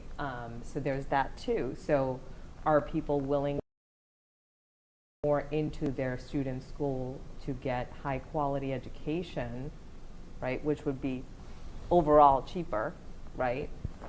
But they also want to see the, you know, the schools are improving and they're doing great. Like, this is great. I'm making an investment in my town. But if you don't see that, then will people do it? And when we come back to, I'm going to pull my kid out because they're not getting. and I think this is where it gets back to the framing you're going to do next week and how important that is of the impact that reductions would have on our overall. I mean, it comes back to, like, you know, like when we did the budget closeout last year, and we had the shortage in special ed, like, that's something that we had to pay. So we have to take that it could have been used, right? So that's something that we're obligated to do no matter what. So that's where it's like, it's also concerning when we have to cut positions, to cut in areas that are not mandated, you know? So I think that's where it gets really tricky too.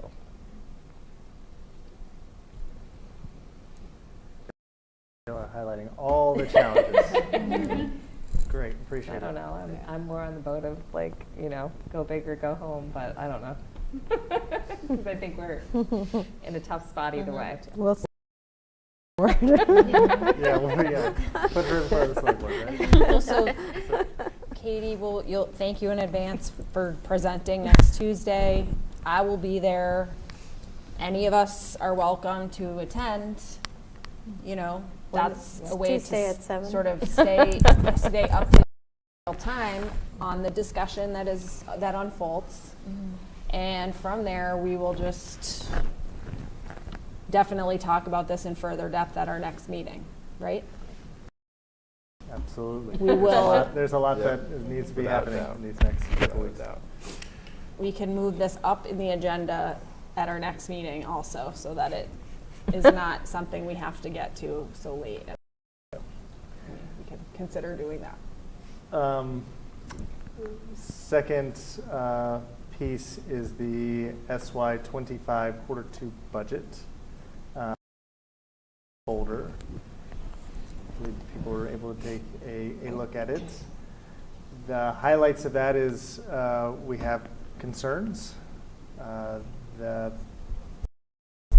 there is an ongoing kind of structural deficit within our budget, which is part of the reason for the large FY26 request in order to right-size that budget. The reason we had the $4 million deficit coming out of last year that had to get closed with a lot of one-time funds. And so that is lingering. It is smaller, but is lingering within this current year's budget. It's a $1 million deficit right now. which is large. Like, that is not a small, like, cut around the edges kind of situation.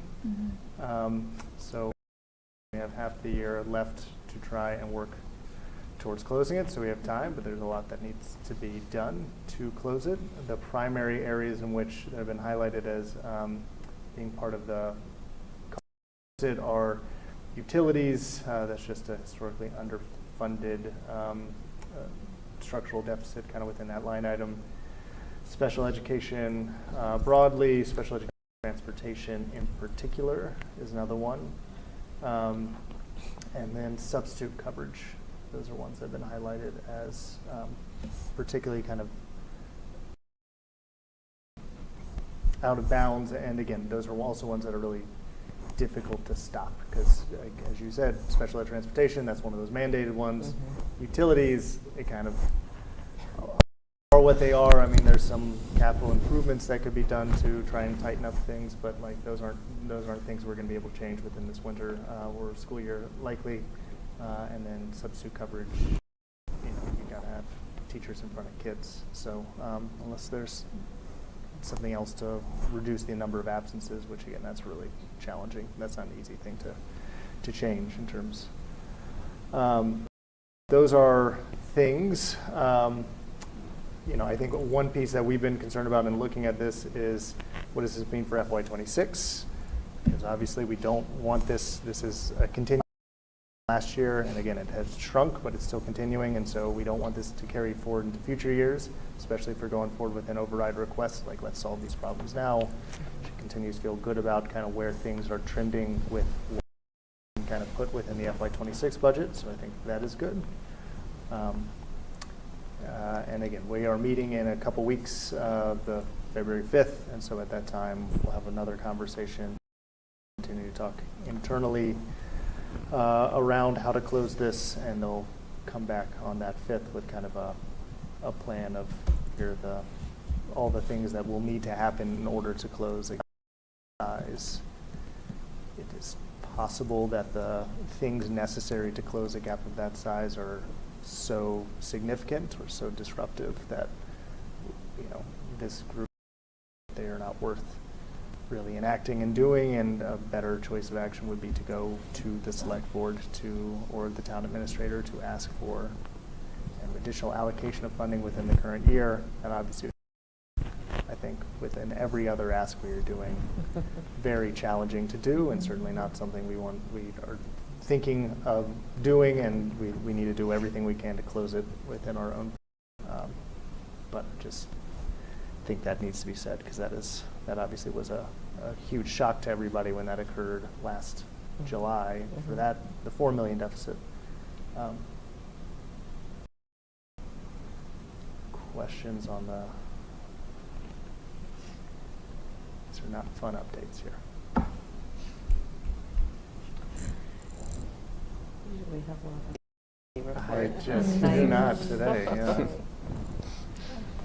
Yeah, again, I think all these things are unfortunately tied. They're just tied together with how we have underfunded our schools for the past several years, and we need to make a big correction with this. I mean, I personally feel confident having you kind of leading this and advising us as best as, and how you think it makes most sense. I think the process that you've gone through of educating us very beginning with the basic terms of finance that I had no idea about, which was really helpful. So I'm confident you know what you're doing. So I personally look to your guidance in terms of what the best way forward is, and I think we as a committee should support that, in terms of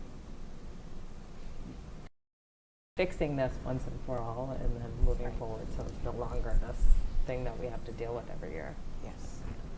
And I think we have good line of sight right now, so I think that we're in a tough place, and we recognize that, but I also think we have I think Mark articulated a good plan, and I think if we can land into FY26 strong, I mean, we're, as Mark mentioned, administrators to, we're freezing everything we can right now. We're meeting with all of our department heads to look at ways we can find revenue that need to be spent for this current year. So we're doing everything we can to work within, and then also save where we can. But it is a big number, and there are certain things that potentially are not required, but would be so significantly impactful to students that sense to do. So that's definitely a lens we're looking through too. Parents as volunteer substitute teachers. Turn down the heat next weekend. Don't turn on the lights. No lights. No lights. Candlelight. Send kids home, school with a flashlight. If you keep your heat at 62 at your house, you can't turn your office up to 72. No. Keep it at 62 here too. Exactly, Oh, goodness. Sad state of affairs. Yes. To be having to joke about that type of thing, but it's true. But one thing that I would like to say, in the last 4 hours that we've been here, just kind of hearing the ways we're improving things and putting systems in place so that this is a non-issue forward. I really appreciate that. I think just hearing about the MTSS presentation and the budget plan and the improvements at Pierce, it's very promising. I know it bleak, but it still feels promising, and I'm like, great, at least we're thinking about it and we have a direction. We just now need to get the support that we need to go there. Good reframe. Yeah, that's Anna, that's a positive spin to kind of bring closure to this report, but you have one vendor warrants. Do we need to vote on those now? I signed both of these. Okay. I'll make a motion to approve vendor warrant 27 in the amount of $801,319 payable on 1/16/25, and a motion to approve vendor warrant 28 in the amount of $536,085.24 payable on 1/23/25. Second. Great. All in favor?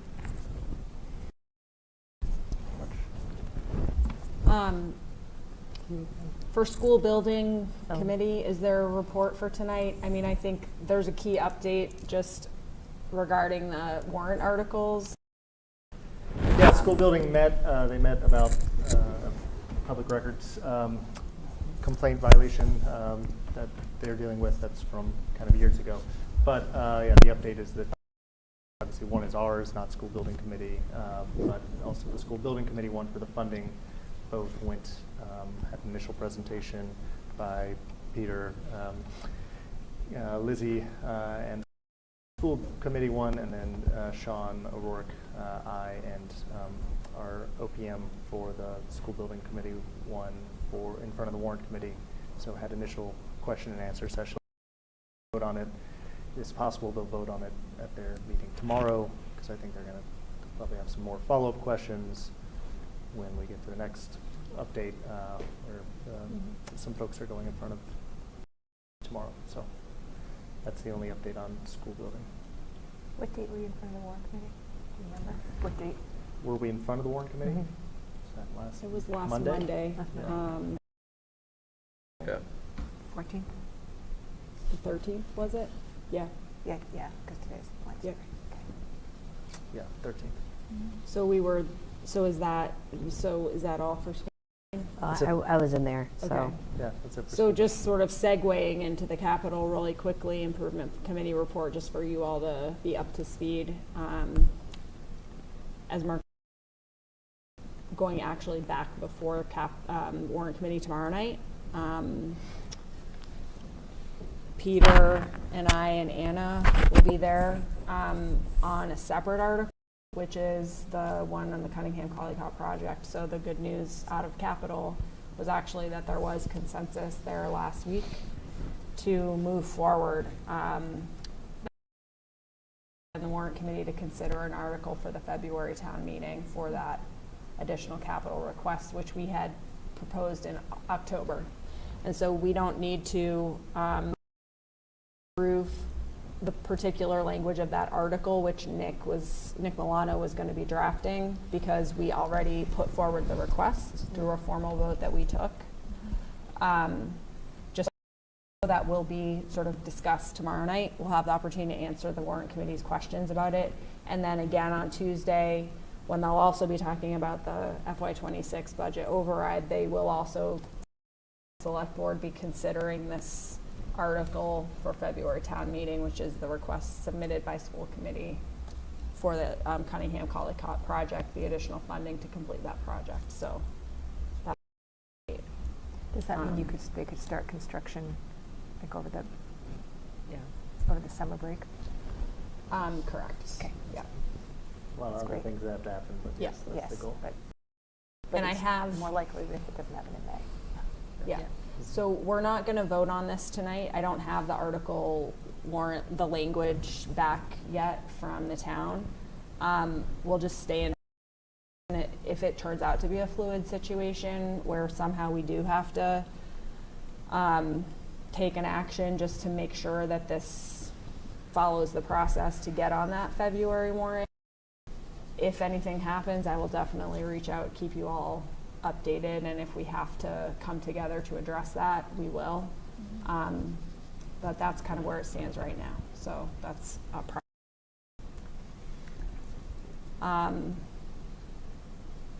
all right, it's 11:01. Do we want to approve the minutes, or should we just?